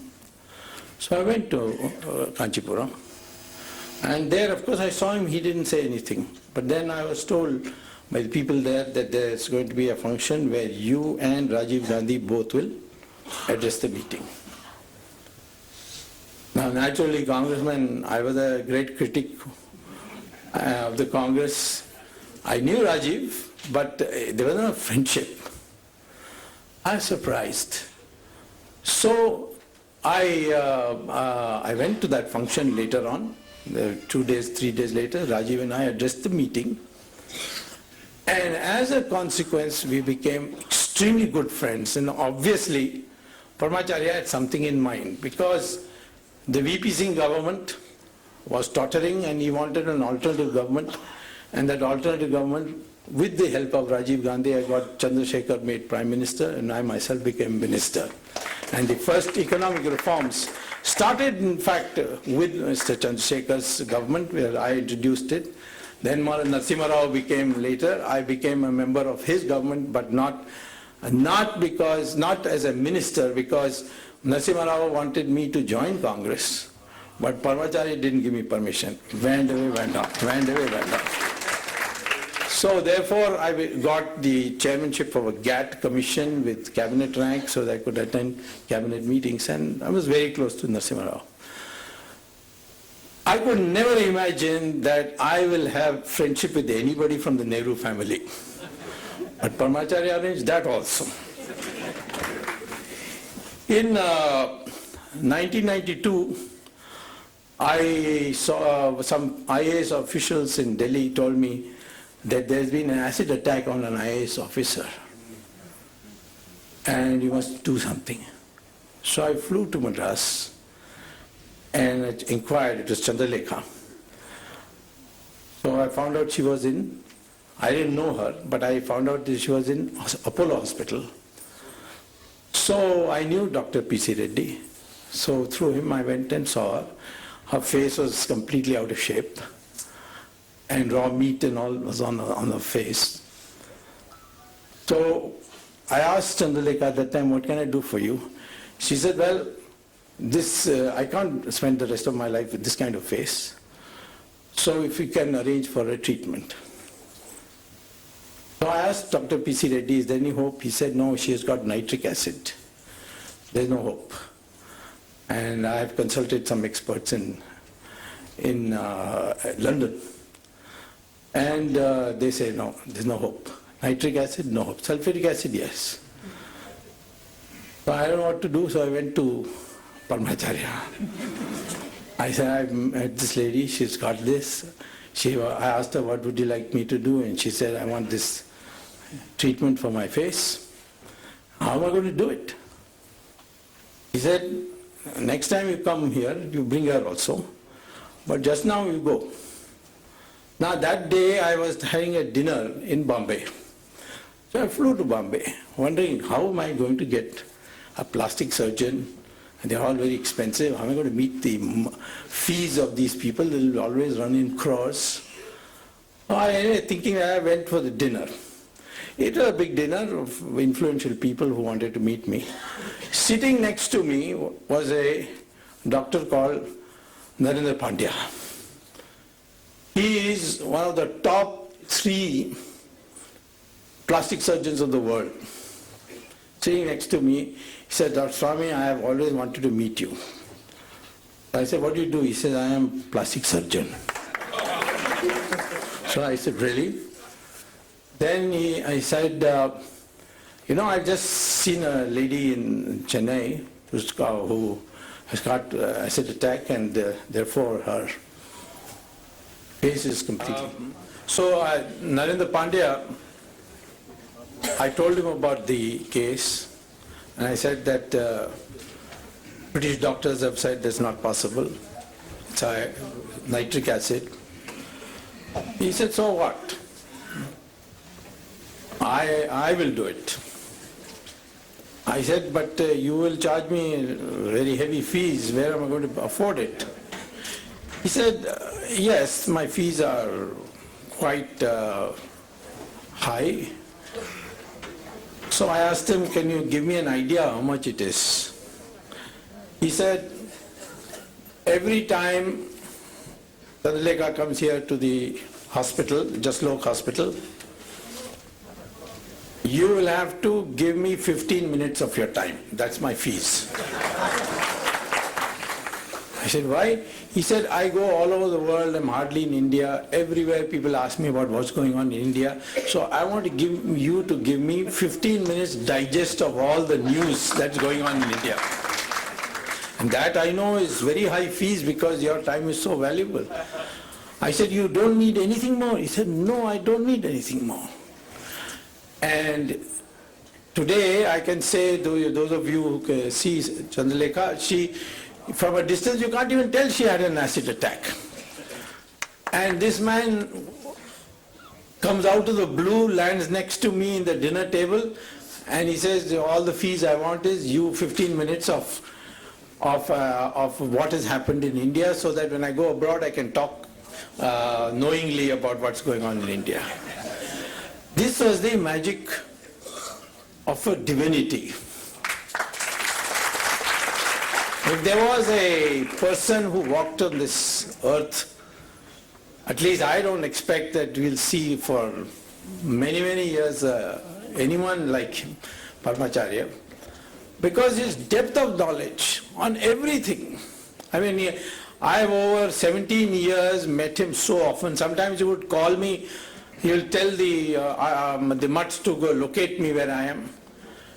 And I would come, leaving everything, and then he will see me, unditiya, acha ni popola. I could never understand why. But sometimes once I remember, those days I didn't have any security, so I was going in a car to Bangalore, and I was near Vellore, when my car tire punctured, and it was 11 o'clock at night. And there's nothing to be seen, that means I would have to spend the night there. Suddenly I see the mutt car arrives with a spare tire.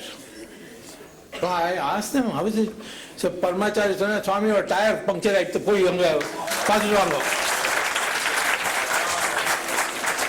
Now this has happened to me. And I'm not one of those blind believers. I came from a totally different background. But I've seen this happen. One day my friends told me that the Bala Parivar is going to create a library called Ghatikasthanam, and I should raise some money and give it to him. So I collected money as I could and gave them a check. I made out a check and I gave it to Paramacharya. This Ghatikasthanam ka na unde collect panni koduthukken. She looked at it, Janata Party. He said, Janata Party check. நீ கட்சி நடத்துறதுக்கு பிச்சை வாங்கி தானே பணத்தை சேர்க்கிற. So, of course, I don't take commissions, so I ask people to give me small amounts. பிச்சை வாங்கிட்டு நீ எதுக்காக வந்து கொடுக்குற? பிச்சை வாங்குறவர்களுக்கு அந்த பிச்சையிலேருந்து பணம் கொடுக்க கூடாது. இனிமே இப்பயும் டொனேஷன் கொடுக்க வேண்டாம். So after that, I have never given donations, only asked people for giving me money. So it was a comprehensive, today many people ask me, how you have got so much, how you are so fearless. I would say, perhaps if I had not met Paramacharya, I would be like anybody else. And in the darkest hour, I think of him and some way opens up. So I would say that today, all of you are bhaktas of Paramacharya. It's a great privilege to be here with you. The last thing he told me, I remember, before he attained Samadhi, that the country is free, but it is not independent. Then I went through his thing. That was his message on 15th August 1947 also. It's there in his writings.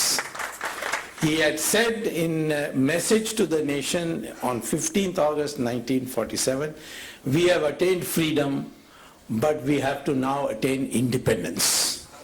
And I think today the greatest contribution we can make to this country is to make it independent of all bondages. And that is the message. I feel totally, people ask me, how come you don't have any tension? Because I think of Paramacharya, he's taken my tension away. Whatever is to happen will happen. And this is the strength of Indian society. That all through history, whether it's the Vijayanagaram Empire, which had the Shingari Acharya, or whether it's Shivaji, who had Swami Ramdas, all have been guided by spiritual leaders. And one message of all of them has been, and Paramacharya told me many times, that a society can be stable and happy if there is a harmonization between material prosperity and spiritual advancement. If you have spiritual advancement but no material progress, then that also won't survive. But if you have material prosperity without spiritual advancement, it will lead to greed, and that society will be destroyed. Today, when we see richest of the richest people from America coming to our sadhus and sannyasis, you see them in Sri Sri Ravi Shankar's ashram or Swami Dayananda Saraswati's ashram, you see them all over. Why? Because in order to attain true happiness, we must be able to blend or harmonize material progress with spiritual advancement. That is the strength of India, that is its history, and that, in my opinion, is the bottom line message which I got from Sri Paramacharya.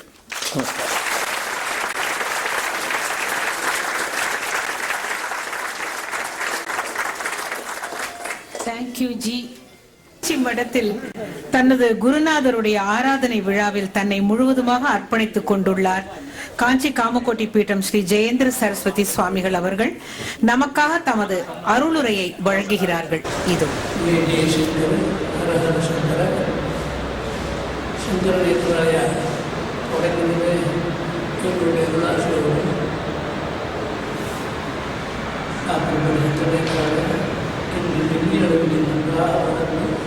அதோடு கிடைக்கிறதெல்லாம் மேம்படுத்தி அது நல்ல பணிகளெல்லாம் செய்து இப்பொழுது பெரியவர்களுடைய தேதி 8ஆம் தேதி என்று வருகிறது. அன்றைய தினம் குடும்பத்தை அடையாளமாக அவர் சொன்ன சொற்பொழிகளெல்லாம் கேசட்டாக செய்து அன்றைய தினம் வெளியிடுகிறது. தவிர்க்க முடியாத சில காரணத்தினால் என்னால் வர முடியவில்லை. ஆகவே அதற்கு ஒரு ஆசி செய்து கொடுக்க வேண்டும் என்று கேட்டுக்கொண்டார்கள். அதன்படி இப்பொழுது ராஷ்டிரியை நாங்கள் சொல்லுகிறோம். பெரியவர்களுடைய உபன்யாசத்திலே 3 கேசட்டும், என்னுடைய உபன்யாசத்திலே 1 கேசட்டும் வெளியிடுகிறார்கள். அதில் அங்கோலம் நிஜபீஜ சந்ததின்னு ஒரு நல்ல ஸ்லோகத்திற்கு விளக்கம் கொடுக்கிறார்கள். எப்படி அங்கோல விருட்சமானது தன்னுடைய மரத்திலேயே தானே அது பட்டையாக ஆகி திரும்பவும் கீழ் விழுந்து திருப்பும் அதில் ஒட்டி கொள்ளுமோ, அதுபோல நம்முடைய மனது பகவானை நினைக்கும் விட்டு போகும், பகவான் நினைக்கும் விட்டு போகும். இது போன்ற பல நல்ல உதாரணங்களை எல்லாம் சிறப்பாக சொல்லியுள்ளார்கள் பெரியவர்கள் அவர்கள். அங்கோலம் நிஜபீஜ சந்ததிகி அயஸ்காந்தோபுலம் சூச்சிக்கா. அயஸ்காந்தோபுலம்னா அயஸ்காந்தம்னு ஒரு மணி. அந்த மணி இரும்பை இழுக்கும். இரும்பை இழுத்தாலும் கூட நம்மை போல் ஜடமான பொருள்களை இறைவன் இழுத்தாலும் கூட எவ்வளோ தூரம் பகவான் சங்கல்பம் பண்ணுறோ அந்த அளவு இழுக்க முடியும். இல்லாவிட்டால் இழுக்கக்கூட முடியாது, அப்படியே நின்றுவிடும். அயஸ்காந்தோபலம் சூச்சிக்கா சாத்வி நைஜ விபும். எப்படி கணவனே நினைத்து கொண்டே இருப்பார்களோ பெண்மணி அவர்கள், உயர்ந்த பெண்மணி அவர்கள், அதுபோல் இறைவனையே எப்பொழுதும் நினைத்து கொண்டே இருப்பவர்களும் இருக்கிறார்கள். சாத்வி நைஜ விபும் லதாட்சி திருகம். ஒரு மரத்தை எப்படி கொடிகளெல்லாம் படர்ந்து வளர்கிறதோ அதுபோல் இறைவனையே சுற்றி சுற்றி சுற்றி சுற்றி வந்து நம்முடைய வாழ்க்கையை பெருக்கிக் கொள்வதற்கே அதுதான் மிகவும் உசந்தது என்றும் சொல்கிறார்கள். சிந்து சரித்வல்லபம். சிந்து என்றால் நதி, சரித்வல்லபம் என்றால் சமுத்திரம். வாரத்துடன் நதிகள் வந்தாலும் சமுதிரத்தில் இணைந்த ஒருபாடு அப்படியே சத்தமில்லாமல் அடக்கமாக எப்படி அமைதியாக போய்விடுகிறதோ அதுபோல் சம்சார சாகரத்தில் நாம் எல்லாம் எத்தனையோ நல்லது பொல்லாதெல்லாம் அனுபவித்து கொண்டு வந்து எவ்வளவோ அமைதி இல்லாத நிலையிலே நாம் வாழ்ந்து கொண்டிருந்தாலும் பகவானிடம் சேர்ந்த பிற்பாடு நமக்கு எதுவுமே தெரியாது. அப்படி ஒரு அமைதியும் சாந்தமும் சந்தோஷமும் அத்தனையும் அடக்கமாக ஆகிவிடும் என்றெல்லாம் அவர்களுடைய சொற்பொழிலை சொல்லியிருக்கிறார்கள். அப்படிப்பட்ட நல்ல ஒரு கேசட் எல்லாம் வெளியிடுவது சங்கர நேத்ராலயா ஜெயந்தி விழாவிற்கு மிகவும் முக்கியமானது. குரு பக்தி இன்றியமையாதது. அந்த குருவுக்கும் உதாரணமாக இந்த விஷயம் ஆகிறது. ஆகவே குரு, ஈஸ்வரன், மாதா பிதா இவர்கள் எல்லோரையும் நம் வாழ்நாள் முழுவதும் மறவாமல் அவர்களுக்கு தொண்டு செய்து கொண்டு அவர்களுக்கு சேவை செய்து கொண்டு அவருடைய அருளால் நம்முடைய வாழ்வு மேன்மேலும் வளர வேண்டுமென வாழ்த்தி ஆசீர்வதிக்கும். ஜெய் ஜெய் சங்கர, ஹர ஹர சங்கர. ஜனாத்திகந்துஸ்பிதத்வமன்யேஷு விசாரிதூர்ணம் ஸ்தம்பேவதாரஸ்தமனன்யலப்யம் லக்ஷ்மீந்திரசம்மம் சரணம் பிரபத்யே. ஸ்ரீரங்கநாத ஷடகோப இதீந்திரதிருஷ்டம் லக்ஷ்மீந்திரசம்ம ஷடஜித் கருணைகபாத்திரம் ஸ்ரீரங்கவீரரூராட்சடகோபகிருத்யம் வேதாந்ததேசிக இதீந்திரமஹம் பிரபத்யே. ஸ்ரீமதே ஸ்ரீவன் ஷடகோப ஸ்ரீ வேதாந்ததேசிக இதீந்திர மகாதேசிகாய நமஹ. எல்லோருக்கும் இன்னைக்கு சுதீனம். சுதீனம்னு சொன்னால் அதாவது ஒரு சின்ன விஷயம் என்னன்னு கேட்டால், ஒரு விசிஷ்டாத்வைதியான ஒரு சன்னியாசி அத்வைத சன்னியாசி பற்றி சொல்கிறதுங்கிறது ஒரு அபூர்வம். அது சொல்ல வேண்டியவான ஒரு நிர்பந்தத்துக்கு வந்து கூட்ட உடனேயே நாம் எங்கள் பெரிய ஆச்சாரியால் இருக்கா, அவளுக்கு முடியல, அதனால் நான் வரல, சின்னவரை வேணா அழிச்சுன்னு போ அப்படின்னு சொன்னார். அதுலேயும் ஒரு சபலமாச்சு. என்னன்னு கேட்டால், நமக்கு இன்னைக்கு இங்கே உட்காந்துருக்கணும்னு சொன்னால் அதுக்கு ஒரு காரணம் பெரியவாள் சொல்லணும், மகா பெரியவாளை சொல்லணும். ஏன்னு கேட்டால், நாம் எங்கேயோ இருந்தவரை அத்தியனம் பண்ண சொல்லி, சாஸ்திரங்கள் வாசிக்க சொல்லி, இன்னொன்று பண்ண சொல்லி, ஒரு சமயத்தில் நீ மகா பெரிய லோக பிரசித்தமாக வருவே அப்படின்னு சொன்னார். இன்னைக்கு நாம் உட்காந்துருக்கோம்னு சொன்னால் அது அவளுடைய ஒரு பெரிய அனுகிரகமான விஷயம். அதை நாம் ஏற்றுக்கணும். சொல்லலேன்னு போனால் கிருதக்னன்னு பேர். கிருதக்னன் நன்றி மறந்தவனாக இருக்கக்கூடாது. அப்படி அவளுடைய இது. ஆனால் அவளுடைய ஒரு குணங்கள் நாம அவருடைய பழகினவாள் யார் இருக்கமோ அவளுக்கு அந்த அனுபவம் வேற ஒருத்தருக்குமே சொல்ல முடியாது. அப்படி ஒரு அனுபவம் ஒத்தொத்தரும் தன்னுடைய ஒரு விஷயத்திலையும் பார்த்தாலும் அப்படி இருப்பார். இன்னொன்னு அவர் இந்த இதுகள்லாம் பேதங்களே கிடையாது. எல்லா மனுஷாட்டியும் எல்லாரிடத்துலையும் யாரை கேட்டாலும் என்னிடத்துலாம் பெரியவாளுக்கு ரொம்ப அபிமானம், என்னிடத்துல சொல்லுவாள் அப்படின்னு சொல்லுவார். அது மாதிரி ஒரு விஷயம் இன்னொருத்தர் என்னன்னு கேட்டா அவனுடைய வழிமுறைகள்ல மாறி இருக்கக்கூடாதுங்கிறதுல ரொம்ப கண்டிப்பாக இருந்தவர் பெரியவர். சுவாமிகள் எந்த விஷயத்திலையும் யாரும் தன்னுடைய விஷயத்துல தன்னுடைய ஒரு ஆச்சார வழிகளை பிடிக்கிறதுக்கு கடைபிடிக்காத இருக்கக்கூடாதுங்கிறதுல ரொம்ப கண்டிப்பாக இருந்தவர். அது மாதிரி நாம் அத்தியனம் பண்ற போது சிறு வயசுல 10 வயசுக்கு நாம் அத்தியனத்துக்கு போயிட்டோம். அத்தியனத்துக்கு போன போது கூட அவாவாளுடைய ஒரு வழிமுறைங்கிறதுக்கு சொல்றோம். நான் இன்னொருத்தர் பண்ணி செய்து சாப்பிடக்கூடாதுன்னு சொல்லி 10 வயசுல இருந்து நான் சமையல் பண்ணி சாப்பிட்டு படிக்கிறதுக்கு. அது மாதிரி ஒவ்வொரு விஷயத்திலையும் ஒவ்வொரு காரியத்திலையும் அது மாதிரி இன்னொருத்தர் நம்மளுடைய சுதர்மத்தை விடக்கூடாது அப்படிங்கிறதுலையும் அவளுடைய ஒரு பெரிய குணம். அதே மாதிரி அத்வைத சித்தின்னு மதுசூதன யதிகள்னு ஒருத்தர் பண்ணியிருக்கார். அதுக்கு முன்ன இஷ்ட சித்தின்னு ஒரு ரொம்ப கடினமான கிரந்தம் அத்வைத கிரந்தம். அந்த கிரந்தத்தை பாடம் சொல்றதுக்கு கல்கத்தாவில் அனந்த கிருஷ்ண சாஸ்திரிகள்னு இருந்தார். ஆருக்கு மகாபெரியவாளுக்கு பாடம் சொல்றதுக்கு வச்சோம், மரபெரியவாளுக்கு பாடம் கேட்கணும்னு எண்ணம். அது அனந்த கிருஷ்ண சாஸ்திரிகள்னு இருந்தார். அவரை கூப்பிட்டு பாடம் சொல்லுன்னு சொன்ன பெரியவாளுக்கு அதில் அபிப்பிராயம் குறைவு. என்ன கேட்ட அவர் நல்ல மகா வித்வான், அனந்த கிருஷ்ண சாஸ்திரிகள்ங்கிற மகா வித்வான்.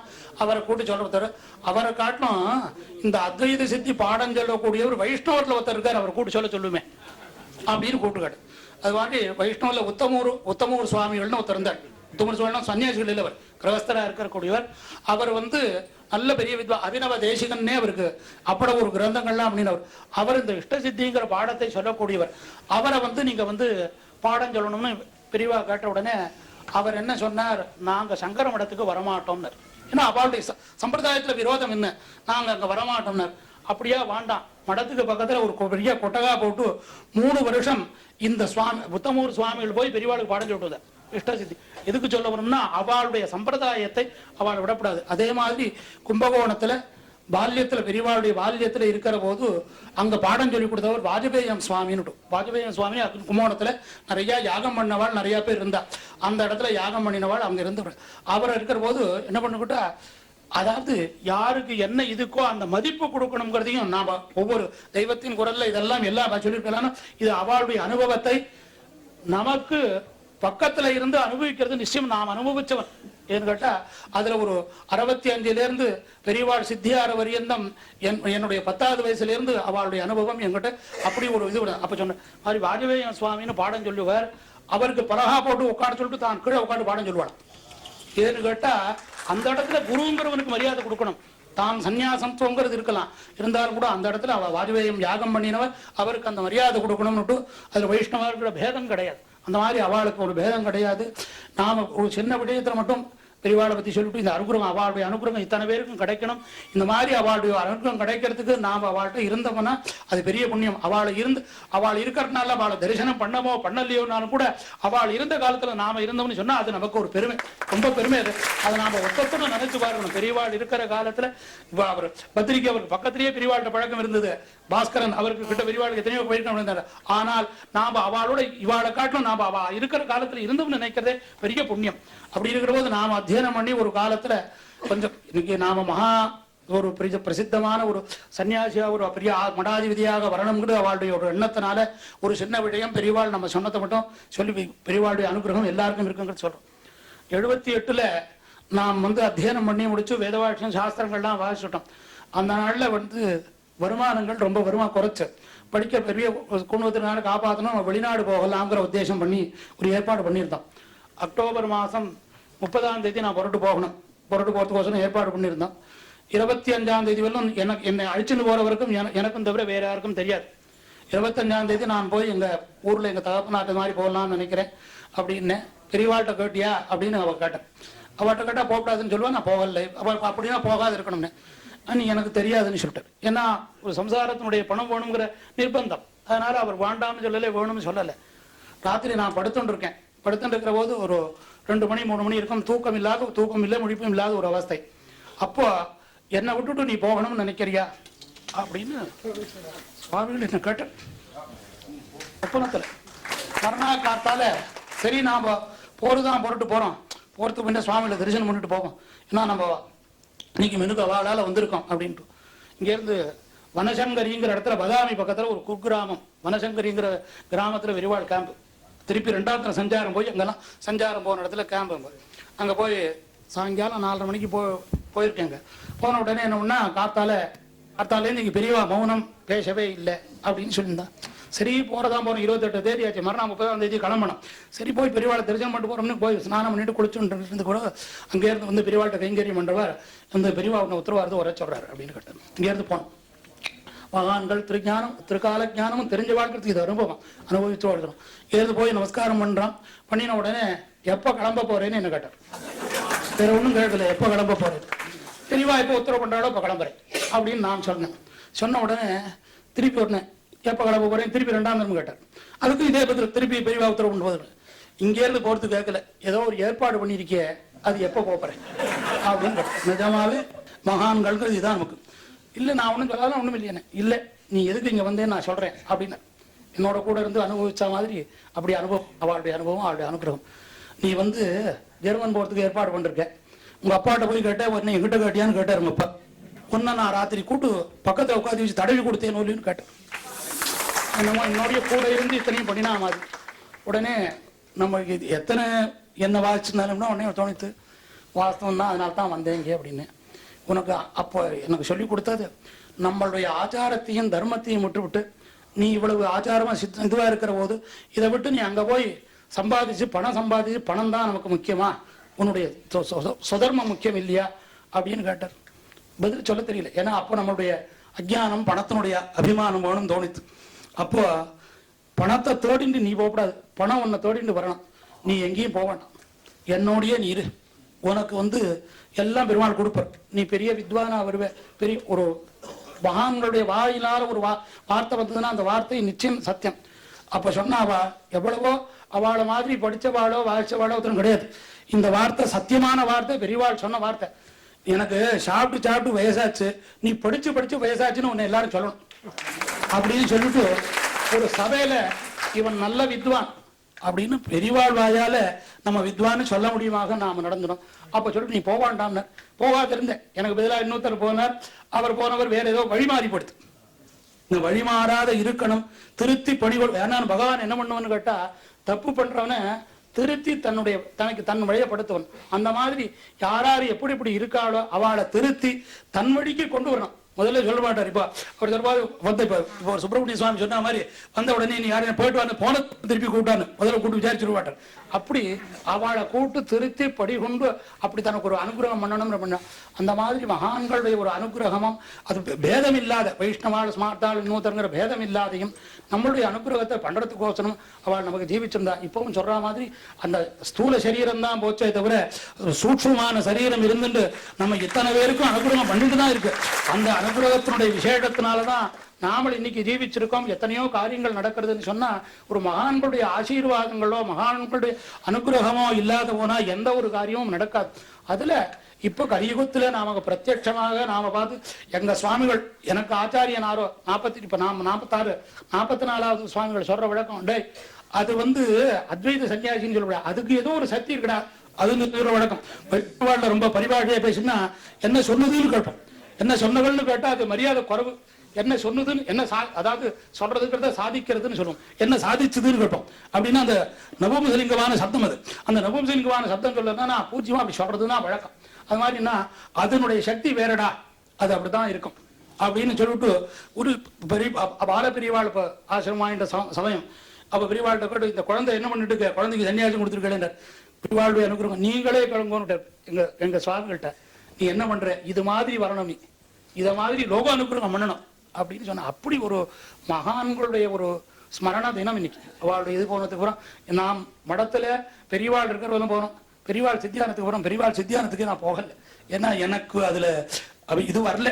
எனக்கு அவள் இருந்து இன்னும் இருக்க மாதிரியாவே அப்படியே என்னுடைய எண்ணம் இருந்தது. இதுவெல்லாம் என்னுடைய பல விஷயங்கள்லயும் நமக்கு அனுகிரகத்தை பண்ணிட்டு தான் இருந்தேன். நம்ம இப்ப சன்னியாசம் வாங்கிட்டதுக்கு அப்புறம் நம்ம அதாவது அதுலதான் சொதர்மம். அப்ப வந்து இன்னொரு ஒரு தர்மத்தை யாரும் இப்ப எதுக்கு இந்த வார்த்தையை சொல்றேன்னு கேட்டா, நம்மளுடைய தர்மத்தை நாம விட்டதுனாலதான் பலவிதமான சிரமங்களை நாம அனுபவிக்கிறோம். நம்ம தர்மத்தை நாம ஒழுங்காக செய்தோமானால் சேயான் சுதர்ம பரதர்ம பாபவகா. நமக்கு எது செய்ய சொல்லப்பட்டதோ அதை நாம செய்தமானால் நமக்கு அது சிரமம் கிடைக்காது. நாம இல்லாதது வேற ஏதாவது செய்தமானால் அதனால விபரீதமான பலன்கள் நிச்சயம் கிடைக்குங்கிறதுக்கு அனுபவம். நாம் வைஷ்ணவ சம்பிரதாயத்துல இதர, அதாவது எங்களுக்கு இப்ப சிகா யஜ்யோபவீதம் பூணலும் உண்டு, தலையில குடிமையும் உண்டு. அந்த மாதிரி இல்லாத சன்னியாசிகளை பார்த்தா ஸ்நானம் பண்ணணும்னு சாஸ்திரம். எங்களுக்கு சம்பிரதாய விஷயம். என்ன ஒரு தடவை கூட்டு நீ எனக்கு நமஸ்காரம் பண்ணலாமான்னு கேட்டேன். நான் பெரியவாட்ட போய் சொல்ல முடியாதுன்னு, சொல்லு மீனர் பண்ணக்கூடாதுன்னு. ஏன் பண்ணக்கூடாதுன்னு கேட்டேன். மாதிரி இது மாதிரி சிகா யஜ்யோபவீதம் இல்லை, பண்ணக்கூடாது, அதனால சாஸ்திரம் மட்டும் இருக்குன்னு. அப்படின்னா பண்ணினா என்ன பண்ணணும், அதுக்கு பார்த்துட்டா என்ன பண்ணணும் அப்படின்னு கேட்டேன். சஜையில ஸ்நானம் ஆச்சரியாது, கட்டின துணியோட ஸ்நானம் பண்ணணும்னு இருக்குன்னு. அதுக்குள்ள பெரிய சதசு நடக்கிறது. சாதாரண இடத்துல கேட்கல, ஒரு 200 வித்வான்கள் இருக்கார். நாம சதசுக்கு போயிருக்கோம். சதசுல வாக்கிய சந்திரபாகா நதிக்கரையில பண்டரிபுரத்துல நடக்கிறது கேட்டுட்டு இருக்கேன். அப்ப அவள்லாம் சொல்றா, சச்சா என்ன பெரியவாட்டு போனான்னு பேசாது அப்படின்னு என்ன சொன்னேன். என்ன சொன்னோன்னே பெரியவா சொன்ன வார்த்தை, அவனுடைய சாஸ்திரத்தை அவனுடைய சம்பிரதாயத்தை அவன் தெரிஞ்சுருக்கானா கேட்க, நீங்களாம் வாய் மூடி இருக்கணும். அவனுடைய சம்பிரதாயம் அவன் தெரிஞ்சுட்டு இருக்கானா, அதுபடி நடக்கடானான்னு. அந்த மாதிரி நம்மளுடைய தர்மத்தை நாம அனுஷ்டிச்சானால் அதுதான் நாம பெரியவாளுக்கு செய்கிற கிருதஜதையானதா தவிர, நாம நம்மளுடைய தர்மத்தை விட்டு இன்னொரு தர்மத்தை பண்ணினோம்னா அது அவளுக்கு செய்கிற ஒரு மனசுக்கு வருத்தம் ஏற்படக்கூடிய காரியம். அது இல்லாத பெரியவாளுடைய அனுகிரகம் நமக்கு இத்தனை பேருக்கும் கிடைக்கிறதுன்னா, இத்தனை பேரும் அவளுடைய அனுகிரகத்தை விட்டு நிறைய க்ஷேமமாக இருக்கணும். அவளுடைய அனுகிரகத்தில் இது மாதிரி பல விஷயம் நம்ம அனுபவத்தை சொல்லே தான் நாழி ஆயிடும். நமக்கு அனுஷ்டான காலங்கள் நாழி ஆயிரத்தினால சொல்றோம். பெரியவாளுடைய பழகினவாள் அத்தனை பேருக்குமே பெரியவாளுடைய அனுகிரகம். இப்ப அந்த தெய்வத்தின் குரல் ஒவ்வொரு விஷயமே, சின்ன விஷயம் கூட ரொம்ப அபூர்வமான விஷயம். இனிமே அது மாதிரி சொல்றவாள் இருக்காளான்னு கூட கேட்டா கிடைக்காது. அதை நம்ம எல்லாரும் வாங்கி நித்தியம் போட்டு மேற்கொண்டு நம்ம கீழ் சந்ததிகளுக்கெல்லாம் அவளுடைய அனுகிரகம் கிடைக்கணும்னா இதை நம்ம போட்டு கேட்க சொல்லி அந்த குழந்தைகளுக்கும் நல்ல புத்திகளை கொடுத்து நல்ல வர முடியுமாக நாம எல்லாரும் பண்ண முடியுமானோ அவளுடைய இதுலையும் நம்மளுடைய சிறப்பையும் பெருமாட்டத்திலும் பிரார்த்தனை பண்ணிக்கிறோம்.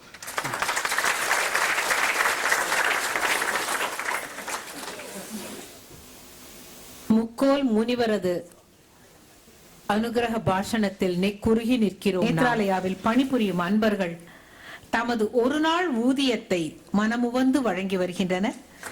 அது இந்த வருடமும் தொடர்கிறது. தமது ஊதியத்தை வழங்கிடும் அன்பர்களின் சார்பில் ஒருவர் வந்து டாக்டர் பாஸ்கரன் அவர்களிடம் தருவார்கள்.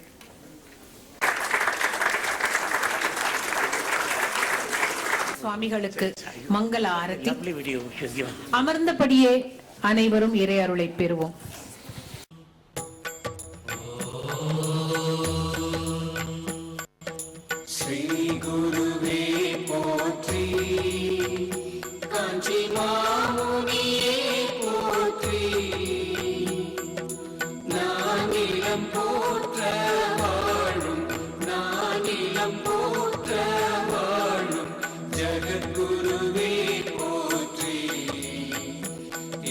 ஜகத்குருவே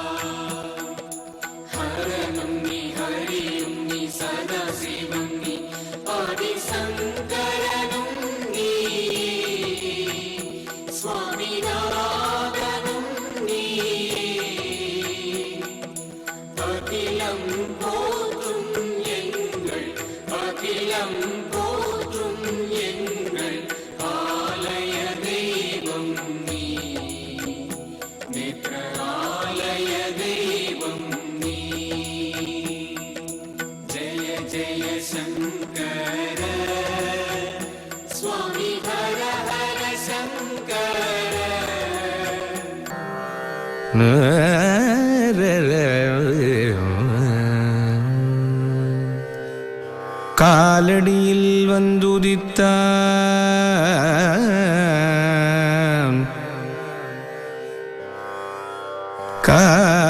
காலடியில் வந்துதித்தான் சங்கரனே இங்கவதரித்தான்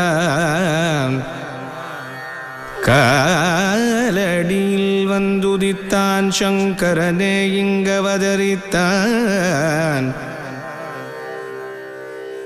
தன் காலடியால் புவியளந்தான் தன் காலடியால் புவியளந்தான் கடவுளை காண் வழிவகுத்தான் தன் காலடியால் புவிகளந்தான் கடவுளை காண் வழிவகுத்தான் அவன் காலடி பேணிடும் பீடம் அவன் காலடி பேணிடும் பீடம் அவன் காலடி பேணிடும் பீடம் காஞ்சி காமகோட்டி குருநாத அவன் காலடி பேணிடும் பீடம் காஞ்சி காமகோட்டி குருநாத அன்பால் அடியார் குறை தீர்க்கும் அன்பால் அடியார் துயர் தீர்க்கும் அன்பால் அடியார் துயர் தீர்க்கும் கண் பார்த்தமக்கின்னருள் தாத்தா இன்னருள் தா இன்னருள் தா கண் பார்த்தமக்கின்னருள் தாத்தா ஜய ஜய சங்கர ஹர ஹர சங்கர ஜய ஜய சங்கர ஹர ஹர சங்கர ஜய ஜய சங்கர ஹர ஹர சங்கர ஜய ஜய சங்கர ஹர ஹர சங்கர ஜய ஜய சங்கர ஹர ஹர சங்கர ஜய ஜய சங்கர ஹர ஹர சங்கர ஜய ஜய சங்கர ஹர ஹர சங்கர ஜய ஜய சங்கர ஹர ஹர சங்கர ஜய ஜய சங்கர ஹர ஹர சங்கர